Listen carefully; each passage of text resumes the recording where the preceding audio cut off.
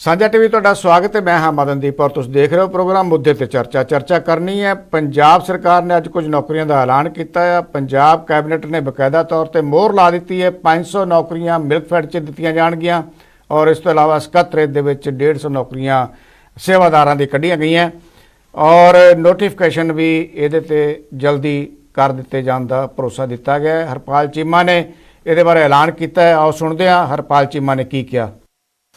500 ਤੋਂ ਵੱਧ ਅਸਾਮੀਆਂ ਖਾਲੀ ਹੋਈਆਂ ਨੇਗੀਆਂ ਔਰ ਉਹ ਸਾਰੀਆਂ ਅਸਾਮੀਆਂ ਨੂੰ ਸਿੱਧੀ ਭਰਤੀ ਰਾਹੀਂ ਅਸੀਂ ਪ੍ਰਵਾਨਗੀ ਦਿੱਤੀ ਆ ਕਿ 500 ਅਸਾਮੀਆਂ ਗਰੁੱਪ ਸੀ ਅਤੇ ਡੀ ਦੀਆਂ ਮਿਲਕਫੈਡ ਡਿਪਾਰਟਮੈਂਟ ਜਿਹੜਾ ਹੈਗਾ ਉਹ ਭਰੂਗਾ। ਮੈਂ ਸਮਝਦਾ ਇਹਦੇ ਨਾਲ ਬੇਰਕਾ ਡਿਪਾਰਟਮੈਂਟ ਦੇ ਅੰਦਰ ਹੋਰ ਪਾਰਦਰਸ਼ਤਾ ਆਊਗੀ। ਬੇਰਕਾ ਡਿਪਾਰਟਮੈਂਟ ਦਾ ਮਿਲਕਫੈਡ ਦਾ ਜਿਹੜਾ ਕਾਰੋਬਾਰ ਆ ਉਹ ਹੋਰ ਵਧੂਗਾ ਔਰ 500 ਅਸਾਮੀਆਂ ਨੂੰ ਅੱਜ ਕੈਬਨਿਟ ਦੇ ਪ੍ਰਵਾਨਗੀ ਦਿੱਤੀ ਆ और ग्रुप सी ते डी दी जिहड़ी आ ਇਹ ਸਿੱਧੀ ਭਰਤੀ ਰਾਹੀਂ ਭਰੀਆਂ ਜਾਣਗੀਆਂ ਔਰ ਇਹਦੇ ਨਾਲ ਮੈਂ ਸਮਝਦਾ ਸਾਡੇ ਪੰਜਾਬ ਦੇ ਨੌਜਵਾਨ ਵਰਗ ਨੂੰ ਖਾਸ ਕਰਕੇ ਸਾਡੇ ਨੌਜਵਾਨ ਮੁੰਡੇ ਕੁੜੀਆਂ ਨੂੰ ਜਿਹੜੇ ਪੰਜਾਬ ਦੇ ਅੰਦਰ ਜੌਬ ਕਰਨਾ ਚਾਹੁੰਦੇ ਨੇ ਇੱਕ ਬਹੁਤ ਵੱਡਾ ਇੱਕ ਮੌਕਾ ਮਿਲੂਗਾ। ਮੈਂ ਗੱਲ ਸਾਂਝੀ ਕਰ ਰਿਹਾ ਕਿ ਜਦੋਂ ਵੀ ਕੋਈ ਪੰਜਾਬ ਦੀ ਕੈਬਨਿਟ ਦੀ ਮੀਟਿੰਗ ਹੁੰਦੀ ਆ ਹਰੇਕ ਮੀਟਿੰਗ ਦੇ ਅੰਦਰ ਜਦੋਂ ਵੀ ਕੋਈ ਵੀ ਅੱਜ ਤੱਕ ਮੀਟਿੰਗ ਹੋਈ ਆ ਹਰੇਕ ਮੀਟਿੰਗ ਦੇ ਅੰਦਰ ਪੰਜਾਬ ਸਰਕਾਰ ਨੇ ਸਰਦਾਰ ਭਗਵੰਤ ਸਿੰਘ ਮਾਨ ਜੀ ਦੀ ਅਗਵਾਈ ਦੇ ਅਧੀਨ हर मीटिंग के अंदर पंजाब के नौजवानों के लिए रोजगार के मौके मुहैया करवाए जाते हैं। सो अज जी 500 असामियां मिल्कफेड की असी प्रवानगी दी है ताकि जो मिल्कफेड अदारा गा वो अंदर मुलाजमान की कोई घाट ना रहे। सो इस दे नाल ही पंजाब सिविल सैकटरीएट जिथे आप बैठे हैं सारे इस दे अधीन भी इत्थे जिहड़ियां 150 के करीब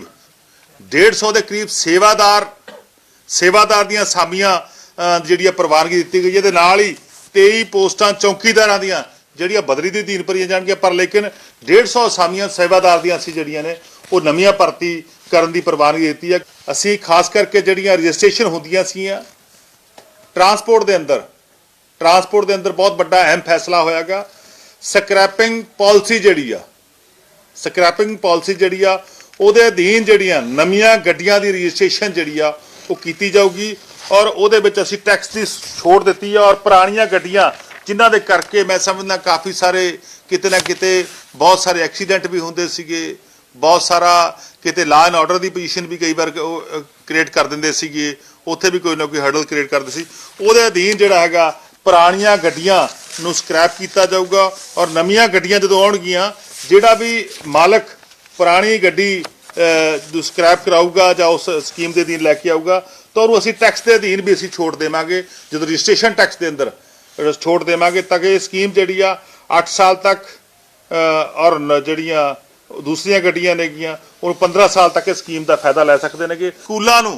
ਸਕੂਲਾਂ ਦੀ ਸਾਫ਼ ਸਫਾਈ ਨੂੰ ਲੈ ਕੇ ਸਕੂਲਾਂ ਦੀ ਸਿਕਿਉਰਿਟੀ ਨੂੰ ਲੈ ਕੇ ਸਕੂਲਾਂ ਦੇ ਅੰਦਰ ਜਿਹੜੇ ਉੱਥੇ ਸਕੂਲਾਂ ਦਾ ਪ੍ਰਬੰਧ ਕਰਨ ਦੇ ਲਈ ਉਹ ਤਿੰਨ ਜਿਹੜੀਆਂ ਅਸੀਂ ਵੱਖ-ਵੱਖ ਕੈਟਾਗਰੀ ਦੇ ਤਹਿਤ ਅੱਜ ਪੰਜਾਬ ਸਰਕਾਰ ਨੇ ਫੈਸਲਾ ਕੀਤਾ ਗਾ ਕਿ ਸਾਂਭ ਸੰਭਾਲ ਨੂੰ ਯਕੀਨੀ ਬਣਾਉਣ ਦੇ ਲਈ ਅਸੀਂ ਜਿਹੜੀ ਸਫਾਈ ਨੂੰ ਸੁਰੱਖਿਆ ਨੂੰ ਲੈ ਕੇ ਉਹਦੇ ਵਿੱਚ ਅਸੀਂ ਪ੍ਰਵਾਨਗੀ ਦਿੱਤੀ ਆ ਕਿ ਉੱਥੇ ਵਿਅਕਤੀ ਜਿਹੜੇ ਨੇ ਭਰਤੀ ਕੀਤੇ ਜਾਣਗੇ। ਇਹ ਸਨ ਪੰਜਾਬ ਦੇ ਖਜ਼ਾਨਾ ਮੰਤਰੀ ਹਰਪਾਲ ਸਿੰਘ ਚੀਮਾ ਔਰ ਹੁਣ ਜਿਹੜੇ ਮੇਰੇ ਨਾਲ ਮਹਿਮਾਨ ਆ ਜੁੜੇ ਇਸ ਚਰਚਾ ਦੇ ਵਿੱਚ ਮੈਂ ਪਹਿਲਾਂ ਉਹਨਾਂ ਦਾ ਤਾਰਫ ਕਰਵਾ ਦਿਆਂ। ਆਮ ਆਦਮੀ ਪਾਰਟੀ ਤੋਂ ਗਗਨਦੀਪ ਸਿੰਘ ਨੇ, ਕਾਂਗਰਸ ਤੋਂ ਸੁਖਦੇਵ ਸਿੰਘ ਨੇ, ਅਕਾਲੀ ਦਲ ਤੋਂ ਹੰਸਰਾਜ ਜੋਸ਼ਨ ਜੀ ਨੇ ਔਰ ਭਾਜਪਾ ਤੋਂ ਸੰਜੇ ਕਪੂਰ ਜੀ ਨੇ। ਸਾਰਿਆਂ ਦਾ ਸਵਾਗਤ ਹੈ ਜੀ। ਸੋ ਗਗਨ ਜੀ ਪਹਿਲਾਂ ਮੇਰਾ ਖਿਆਲ ਹੈ ਵੀ ਤੁਹਾਡੇ ਤੋਂ ਹੀ ਇਹ ਗੱਲ ਸ਼ੁਰੂ ਕਰਨੀ ਚਾਹੀਦੀ ਹੈ ਕਿਉਂਕਿ ਅੱਜ ਤੁਹਾਡੀ ਸਰਕਾਰ ਨੇ ਵੱਡਾ ਐਲਾਨ ਕੀਤਾ ਆ ਇਹਦਾ ਜਾ ਕੇ ਅੱਗੇ ਤੁਸੀਂ ਕੀ ਅਸਰ ਦੇਖ ਰਹੇ ਹੋ ਤੇ ਹੋਰ ਤੁਹਾਡੀਆਂ ਕੀ ਯੋਜਨਾਵਾਂ ਹੈ ਨੌਕਰੀਆਂ ਦੇਣ ਦੇ ਬਾਰੇ ਥੋੜੀ ਜਿਹੀ ਆਪਣੀ ਇਹ ਗੱਲ ਰੱਖੋ। ਸਰ ਆਮ ਆਦਮੀ ਪਾਰਟੀ ਦਾ ਜਿਹੜਾ ਪਹਿਲਾ ਗੋਲ ਹੈ ਜੀ ਉਹ ਯੂਥ ਨੂੰ ਡਿਵੈਲਪਮੈਂਟ ਦੇ ਰਾਹ ਤੇ ਲੈ ਕੇ ਜਾਣ ਵਾਲਾ ਹੈ ਤੇ ਯੂਥ ਨੂੰ ਆਪਾਂ ਡਿਵੈਲਪ ਤਾਂ ਹੀ ਕਰ ਸਕਦੇ ਹਾਂ ਜੇ ਆਪਾਂ ਉਹਨਾਂ ਨੂੰ ਨੌਕਰੀਆਂ ਪ੍ਰੋਵਾਈਡ ਕਰਾਂਗੇ। ਸਾਡੀ ਸਰਕਾਰ ਨੇ ਵਾਅਦਾ ਕੀਤਾ ਸੀਗਾ ਕਿ ਅਸੀਂ ਹਰ ਸਾਲ 25,000 ਨੌਕਰੀਆਂ ਘੱਟੋ ਘੱਟ ਸਰਕਾਰੀ ਪ੍ਰੋਵਾਈਡ ਕਰਾਂਗੇ 1 ਸਾਲ ਦੇ ਵਿੱਚ। ਬਟ ਭਗਵੰਤ ਮਾਨ ਜੀ ਦੀ ਸਰਕਾਰ ਨੇ ਇਹ ਵਾਲਾ ਜਿਹੜਾ ਟੀਚਾ ਸੀਗਾ ਇਹ 25000 ਨੌਕਰੀਆਂ ਪ੍ਰੋਵਾਈਡ ਕਰਾਉਣ ਵਾਲਾ ਇਹ 9 ਮਹੀਨੇ ਵਿੱਚ ਹੀ ਪੂਰਾ ਕਰ ਲਿਆ। ਤੇ ਹੋਰ ਬਾਕੀ ਜਿੰਨੇ ਵੀ ਡਿਪਾਰਟਮੈਂਟ ਨੇ ਪੰਜਾਬ ਗਵਰਨਮੈਂਟ ਦੇ, ਉਹਨਾਂ ਦੇ ਵਿੱਚ ਰਿਕਰੂਟਮੈਂਟਸ ਨੂੰ ਲੈ ਕੇ ਅਸੀਂ ਪੋਜ਼ਿਟਿਵ ਚੇਂਜਸ ਲੈ ਕੇ ਆ ਰਹੇ ਹਾਂ ਤਾਂ ਕਿ ਜਲਦ ਤੋਂ ਜਲਦ ਰਿਕਰੂਟਮੈਂਟ ਕੀਤੀ ਜਾਵੇ। ਸਭ ਤੋਂ ਮਹੱਤਵਪੂਰਨ ਚੀਜ਼ ਆ, ਅਸੀਂ ਰਿਕਰੂਟਮੈਂਟ ਦੇ ਪ੍ਰੋਸੀਜਰ ਨੂੰ ਇੰਸਟੀਟਿਊਸ਼ਨਲਾਈਜ਼ ਕਰਤਾ ਹੈ। ਯੂਥ ਇਹਨਾਂ ਗੱਲਾਂ ਨੂੰ ਧਿਆਨ ਦੇ ਵਿੱਚ ਰੱਖੇ ਕਿ ਹੁਣ ਪੰਜਾਬ ਦੇ ਵਿੱਚ ਸਬ ਇੰਸਪੈਕਟਰ ਦੀਆਂ ਪੋਸਟਾਂ ਨੂੰ, ਇੰਸਪੈਕਟਰ ਦੀਆਂ ਪੋਸਟਾਂ ਨੂੰ ਇੱਕ ਰੈਗੂਲਰ ਤਰੀਕੇ ਦੇ ਨਾਲ ਉਹਨਾਂ ਦੀ ਰਿਕਰੂਟਮੈਂਟ ਹੋਏਗੀ। ਆਏ ਨਹੀਂ ਹੋਏਗਾ ਕਿ ਜਿਵੇਂ ਪੁਰਾਣੀਆਂ ਸਰਕਾਰਾਂ 'ਚ ਹੁੰਦਾ ਆਇਆ ਕਿ ਪੇਪਰ ਕੱਢਤਾ, ਬਾਅਦ ਚੋਂ ਸਿਲੇਬਸ ਹੀ ਡਿਸਾਈਡ ਨਹੀਂ ਕਿਹਦੇ ਤੇ ਪੇਪਰ ਲੈਣਾ, ਫਿਰ ਕੋਟਾਂ ਦੇ ਵਿੱਚ ਮਸਲੇ ਉਲਝ ਗਏ। ਉਹ ਸਿਸਟਮ ਨਹੀਂ ਹੋਊਗਾ। ਪ੍ਰੋਪਰ ਪ੍ਰੋਸੀਜਰਲ ਤਰੀਕੇ ਦੇ ਨਾਲ ਪੇਪਰ ਕੰਡਕਟ ਕਰਾਏ ਜਾਣਗੇ ਤਾਂ ਕਿ ਅਸੀਂ ਯੂਥ ਨੂੰ ਨੌਕਰੀਆਂ ਪ੍ਰੋਵਾਈਡ ਕਰਾ ਸਕੀਏ। ਮਿਲਕ ਫੈਡ ਦੇ ਵਿੱਚ ਵੀ ਨੌਕਰੀਆਂ ਪ੍ਰੋਵਾਈਡ ਕਰਨ ਦਾ ਅੱਜ ਭਗਵੰਤ ਮਾਨ ਜੀ ਨੇ ਕਹਿਤਾ ਹੈਗਾ, ਪਲੱਸ ਸੈਕਟਰੀਏਟ ਦੇ ਵਿੱਚ ਵੀ ਪ੍ਰੋਵਾਈਡ ਕਰਾਈਆਂ ਜਾਣਗੇ। ਕੱਲ 3000 ਤੋਂ ਉੱਤੇ ਟੀਚਰਾਂ ਨੂੰ ਅਸੀਂ ਅਪਾਇੰਟਮੈਂਟ ਲੈਟਰਸ ਲੁਧਿਆਣੇ ਦੇ ਵਿੱਚ ਫੜਾ ਚੁੱਕੇ ਹਾਂ ਤੇ ਆਉਣ ਵਾਲੇ ਦਿਨਾਂ ਦੇ ਵਿੱਚ ਆਮ ਆਦਮੀ ਪਾਰਟੀ ਦੀ ਸਰਕਾਰ ਪੰਜਾਬ ਦੇ ਵਿੱਚ ਇੱਕ ਵਧੀਆ ਮਾਹੌਲ ਕ੍ਰੀਏਟ ਕਰੇਗੀ ਜਿਹਦੇ ਨਾਲ ਪੰਜਾਬ ਦੇ ਵਿੱਚ ਇਨਵੈਸਟਮੈਂਟ ਬਹੁਤ ਆਏਗੀ। ਭਗਵੰਤ ਮਾਨ ਨੇ ਆਲਰੇਡੀ ਕੱਲ ਦੁਬਾਰਾ ਪ੍ਰੈਸ ਕਾਨਫਰੰਸ ਦੇ ਵਿੱਚ ਦੱਸਿਆ ਹੀ ਹੈ ਕਿ 30,000 ਕਰੋੜ ਰੁਪਏ ਦੇ ਲਗਭਗ ਇਨਵੈਸਟਮੈਂਟ ਪੰਜਾਬ ਦੇ ਵਿੱਚ ਆਉਣ ਵਾਲੀ ਹੈ। ਕੰਪਨੀਆਂ ਲਾਈਕ ਟਾਟਾ ਸਟੀਲ ਹੋ ਗਿਆ, ਵੈਰੀ ਗੁੱਡ। ਖੈਰ ਇਹਦੇ ਤਾਂ ਆਪਾਂ ਬਾਅਦ 'ਚ ਗੱਲ ਕਰਦੇ ਹਾਂ ਗਗਨਦੀਪ ਸਿੰਘ ਜੀ। ਇਹ ਮਾਮਲੇ ਬੜੇ ਅੱਗੇ ਜਾ ਕੇ ਕਈ ਤਰ੍ਹਾਂ ਦੇ ਮੋੜ ਲੈਣ ਵਾਲੇ ਹੈਗੇ ਆ। ਐਲਾਨ ਕਰਨੇ ਇੱਕ ਵੱਖਰਾ ਮਾਮਲਾ ਹੈ, ਇਹ ਕਹਿਣਾ ਕਿ ਇਹ ਹੋ ਜਾਏਗਾ ਉਹ ਹੋ ਜਾਏਗਾ, ਪਰ ਜਦੋਂ ਅਮਲ 'ਚ ਜਦੋਂ ਕੁਝ ਹੋਏਗਾ ਉਦੋਂ ਆਪਾਂ ਦੇਖ ਲਾਂਗੇ। ਫਿਲਹਾਲ ਆਪਾਂ ਇਹਦੇ ਤੇ ਗੱਲ ਕਰਦੇ ਹਾਂ ਕਿਉਂਕਿ ਉਹ ਮਸਲੇ ਵੱਖਰੇ ਆ। ਉਹ ਕਈ ਤਰ੍ਹਾਂ ਦਾ ਮਾਹੌਲ ਚਾਹੀਦਾ ਪੰਜਾਬ ਦੇ ਅੰਦਰ, ਉਹ ਇਕੱਲਾ ਇਹ ਮਾਹੌਲ ਨਹੀਂ, ਕਹਿਣ ਦੀ ਗੱਲ ਨਹੀਂ ਹੈ। ਸੋ ਸੁਖਦੇਵ ਸਿੰਘ ਜੀ, ਤੁਸੀਂ ਕਿੰਨੇ ਕੁ ਸੰਤੁਸ਼ਟ ਹੋ ਇਸ ਐਲਾਨ ਤੋਂ? ਦੇਖੋ, ਸਭ ਤੋਂ ਪਹਿਲਾਂ ਮੇਰੀ ਇੱਕ ਛੋਟੀ ਜਿਹੀ ਬੇਨਤੀ ਹੈ। ਇਹ ਤਾਂ ਸਾਡੇ ਛੋਟੇ ਵੀ, ਖਾਸ ਕਰ ਮੇਰੇ ਆਮ ਆਦਮੀ ਪਾਰਟੀ ਵਾਲੇ, ਇਹ ਬੜੇ ਕਾਲੇ ਪੈ ਜਾਂਦੇ ਆ, ਵਿੱਚ ਬੋਲਣ ਲੱਗ ਜਾਂਦੇ ਆ। ਮੇਰੀ ਬੇਨਤੀ, ਅਸੀਂ ਇਹਨਾਂ ਦੀ ਗੱਲ 'ਚ ਬੋਲੇ ਨਹੀਂ, ਇਹਨਾਂ ਨੇ ਜੋ ਬੋਲਿਆ ਅਸੀਂ ਉਹਨੂੰ ਧਿਆਨ ਨਾਲ ਸੁਣਿਆ। ਗਗਨਦੀਪ ਜੀ ਬਹੁਤ ਸਿਆਣੇ ਬੰਦੇ ਆ, ਨਹੀਂ ਐ ਨਹੀਂ ਬੋਲਦੇ। ਤੇ ਅੱਛਾ, ਦੂਜੀ ਗੱਲ ਇਹ ਆ, ਪਤਾ ਕੀ ਹੈਗਾ ਜੀ, ਦੇਖੋ ਗੱਲ ਇਹ ਹੈ ਵੀ ਅੱਜ ਕੱਲ ਜੁਮਲਿਆਂ ਦਾ ਇੱਕ ਸੀਜ਼ਨ ਚੱਲ ਰਿਹਾ ਹੈ। ਜੁਮਲੇ ਪਹਿਲਾਂ ਸੈਂਟਰ ਗਵਰਨਮੈਂਟ ਨੇ ਛੱਡੇ 2 ਕਰੋੜ ਸਾਲ ਦੀਆਂ ਨੌਕਰੀਆਂ, ਫਿਰ 15 ਲੱਖ ਰੁਪਈਆ ਖਾਤਿਆਂ 'ਚ, ਉਹ ਇੱਕ ਜੁਮਲਾ ਬਾਅਦ 'ਚ ਉਹਨਾਂ ਨੇ ਕਹਿ ਕੇ ਸਾਰਤਾ। ਜੁਮਲੇ ਸਾਡੇ ਜਿਹੜੇ, ਜਦੋਂ ਇਹ ਸਰਕਾਰ 'ਚ ਆਉਣ ਤੋਂ ਪਹਿਲਾਂ ਸਾਡੇ ਜਿਹੜੇ ਸੀਐਮ ਸਾਹਿਬ ਨੇ ਹੁਣ, ਉਹ ਬੜੇ ਵਧੀਆ ਕਲਾਕਾਰ ਨੇ, ਇਹ ਵੀ ਬੜੇ ਵਧੀਆ ਛੱਡਦੇ ਹੁੰਦੇ ਸੀ। ਇਹ ਕਹਿੰਦੇ ਹੁੰਦੇ ਸੀ ਵੀ ਜਿਸ ਦਿਨ ਅਸੀਂ ਰਾਜ ਭਾਗ 'ਚ ਆ ਗਏ, ਜਿਹੜਾ ਸੁਖ ਬਿਲਾਸ ਨੇ ਉਹਦੇ ਵਿੱਚ ਸਕੂਲ ਚੱਲੂਗਾ, ਜਿਹੜੇ ਕਿ ਗਰੀਬ ਬੱਚਾ ਪੜੂਗਾ ਉੱਥੇ ਸਕੂਲ ਬਣਿਆ ਹੋਊਗਾ, ਸੁਖ ਬਿਲਾਸ ਨਹੀਂ ਰਹੂਗਾ। ਠੀਕ ਹੈ। ਉਸ ਤੋਂ ਬਾਅਦ ਉਹ ਕਹਿੰਦੇ ਹੁੰਦੇ ਸੀ ਵੀ ਦੇਖੋ ਜੀ, ਜਦੋਂ ਉਹ ਕਿਉਂਕਿ ਬਹੁਤ ਵਧੀਆ ਕਲਾਕਾਰ ਨੇ, ਮੈਂ ਤੁਹਾਨੂੰ ਪਹਿਲਾਂ ਵੀ ਕਿਹਾ, ਉਹ ਹੂਟਰ ਮਾਰ ਕੇ ਦਿਖਾਉਂਦੇ ਹੁੰਦੇ ਸੀ ਸਟੇਜ ਤੇ ਵੀ ਕਿਵੇਂ ਗੱਡੀਆਂ ਹੂਟਰ ਮਾਰਨੀਆਂ ਆਉਂਦੀਆਂ ਮੰਤਰੀਆਂ ਦੀਆਂ, ਐਮਐਲਏ ਦੀਆਂ, ਤੇ ਉਹ ਹੂਟਰ ਵੱਜਣੋਂ ਵੀ ਹੁਣ ਬੰਦ ਹੋ ਗਏ। ਉਹ ਕਹਿੰਦੇ ਹੁੰਦੇ ਸੀ ਸਿਕਿਉਰਿਟੀ ਬਹੁਤ ਹੈਗੀ ਹੈ, ਲੈ ਕੇ ਚੱਲਦੇ ਆ। ਹੁਣ ਬਿਨਾਂ ਸਿਕਿਉਰਿਟੀ ਤੋਂ ਚੱਲਦੇ ਆ ਐਮਐਲਏ ਸਾਹਿਬਾਨ ਵੀ ਤੇ ਸੀਐਮ ਸਾਹਿਬਾਨ ਵੀ। ਜੇ ਹੁਣ ਇਹਨਾਂ ਨੂੰ ਇਹ ਪੁੱਛਾਂਗੇ, ਇਹ ਜੁਮਲਾ ਰਹਿ ਜਾਊਗਾ। ਅਗਲੀ ਗੱਲ ਨੌਕਰੀਆਂ ਦੀ ਕੀਤੀ ਹੈ। ਮੇਰੀ ਨਾ ਇੱਕ ਛੋਟੇ ਵੀਰ ਨੂੰ ਇੱਕ ਮੇਰਾ ਸਵਾਲ ਹੈ ਵੀ ਇਹ ਕਹਿੰਦੇ ਅਸੀਂ 9 ਮਹੀਨਿਆਂ 'ਚ 25,000 ਬੰਦਿਆਂ ਨੂੰ ਜੌਬ ਦੇਤਾ। ਵਧੀਆ ਗੱਲ ਹੈ ਜੇ ਦਿੱਤਾ ਤਾਂ, ਪਰ ਮੇਰੀ ਇੱਕ ਗੱਲ ਦਾ ਜਵਾਬ ਦੇ ਦੇਣ। ਮੈਂ ਇਹਨਾਂ ਨੂੰ ਅੰਕੜਿਆਂ ਸਹਿਤ ਕਿਸੇ ਪ੍ਰੋਗਰਾਮ 'ਚ ਇਹਨਾਂ ਨੂੰ ਮੈਂ ਵੀ ਕਰ ਦੂੰਗਾ। ਇਹਨਾਂ ਨੇ ਪਹਿਲੀ ਕੈਬਨਿਟ 'ਚ ਕਿਹਾ ਸੀ ਅਸੀਂ 25,000 ਨੌਕਰੀਆਂ ਕੱਢਾਂਗੇ। ਮੇਰਾ ਸਵਾਲ ਹੈ ਕਿ 25,000 ਨੌਕਰੀਆਂ ਨਿਕਲ ਚੁੱਕੀਆਂ ਨੇ? ਐਡਵਰਟਾਈਜ਼ਮੈਂਟ ਹੋ ਚੁੱਕੀਆਂ ਨੇ? ਔਰ ਮੈਂ ਜਦੋਂ ਤੱਕ ਤੁਹਾਨੂੰ ਬੜੀ ਜ਼ਿੰਮੇਵਾਰੀ ਨਾਲ ਕਹਿਣਾ, ਹਜੇ ਤੱਕ ਉਹ 25,000 ਨੌਕਰੀਆਂ ਐਡਵਰਟਾਈਜ਼ ਹੀ ਨਹੀਂ ਹੋਈਆਂ ਪੂਰੀਆਂ। ਜਿਹੜੀਆਂ ਇਹਨਾਂ ਨੇ 25,000 ਨੌਕਰੀਆਂ ਕਿਹਾ ਸੀ ਵੀ ਅਸੀਂ ਕੱਢਾਂਗੇ, ਉਹ ਹਜੇ ਤੱਕ 25,000 ਨੌਕਰੀਆਂ ਐਡਵਰਟਾਈਜ਼ ਹੀ ਨਹੀਂ ਹੋਈਆਂ।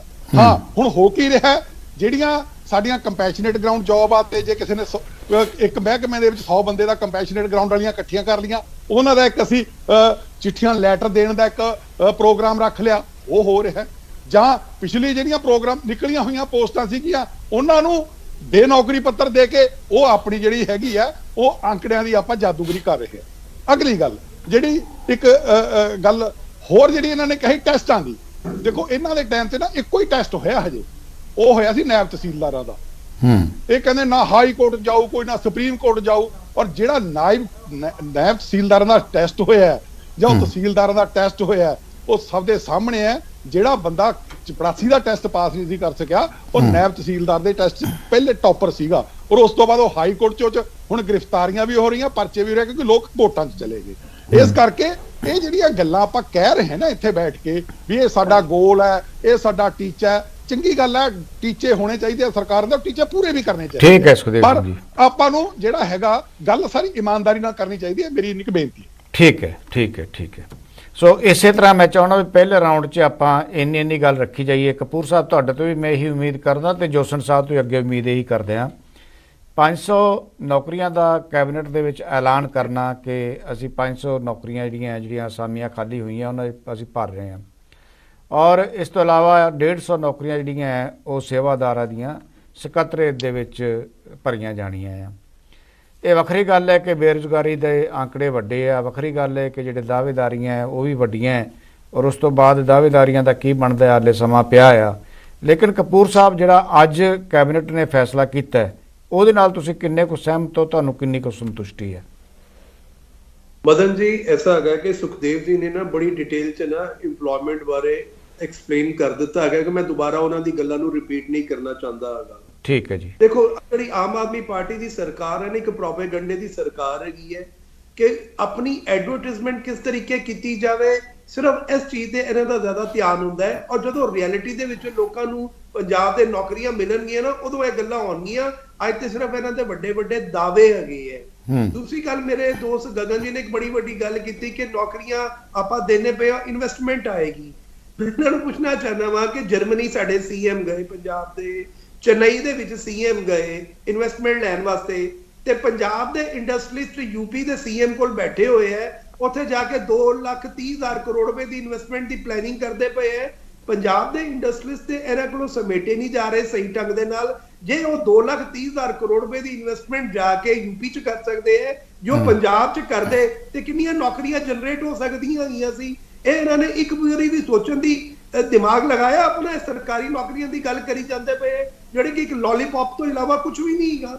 ਅੱਜ ਇਹਨਾਂ ਨੇ ਜੋ law and order the situation Punjab 'ਚ ਬਣਾ ਕੇ ਰੱਖ ਦਿੱਤੀ ਹੈ, ਮੈਨੂੰ ਨਹੀਂ ਸਮਝ ਆਉਂਦਾ ਕਿ ਇੱਥੇ ਨਾ ਨਵੀਂ ਨਹੀਂ, ਆਪਾਂ ਗੱਲ ਤਾਂ ਬੇਰੁਜ਼ਗਾਰੀ ਤੇ ਕਰ ਰਹੇ ਹਾਂ।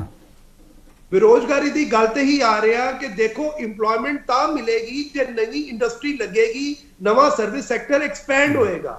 ਜੇ ਸਰਕਾਰ ਜਿੰਨਾ ਮਰਜ਼ੀ ਕੋਸ਼ਿਸ਼ ਕਰ ਲਏ, ਇੰਨੀਆਂ ਨੌਕਰੀਆਂ ਕਦੀ ਵੀ ਜਨਰੇਟ ਮਦਨ ਜੀ ਨਹੀਂ ਕਰ ਸਕਦੀ, ਜੋ ਇੱਕ ਪ੍ਰੈਕਟੀਕਲ ਸਿਚੁਏਸ਼ਨ ਹੈਗੀ ਹੈ। ਅੱਜ ਸਟੇਟ ਦਾ ਕਰਜ਼ਾ ਤੁਹਾਨੂੰ ਪਤਾ ਹੈ ਕਿ 3 ਲੱਖ ਕਰੋੜ ਰੁਪਏ ਤੋਂ ਉੱਪਰ ਹੈ। 30,000 ਕਰੋੜ ਰੁਪਏ ਦਾ ਐਡੀਸ਼ਨਲ ਕਰਜ਼ਾ ਲੈ ਚੁੱਕੇ ਹੋਏ ਹੈ। ਕਿੰਨੀਆਂ ਸਰਕਾਰੀਆਂ ਨੌਕਰੀਆਂ ਜਨਰੇਟ ਕਰ ਲੈਣਗੇ?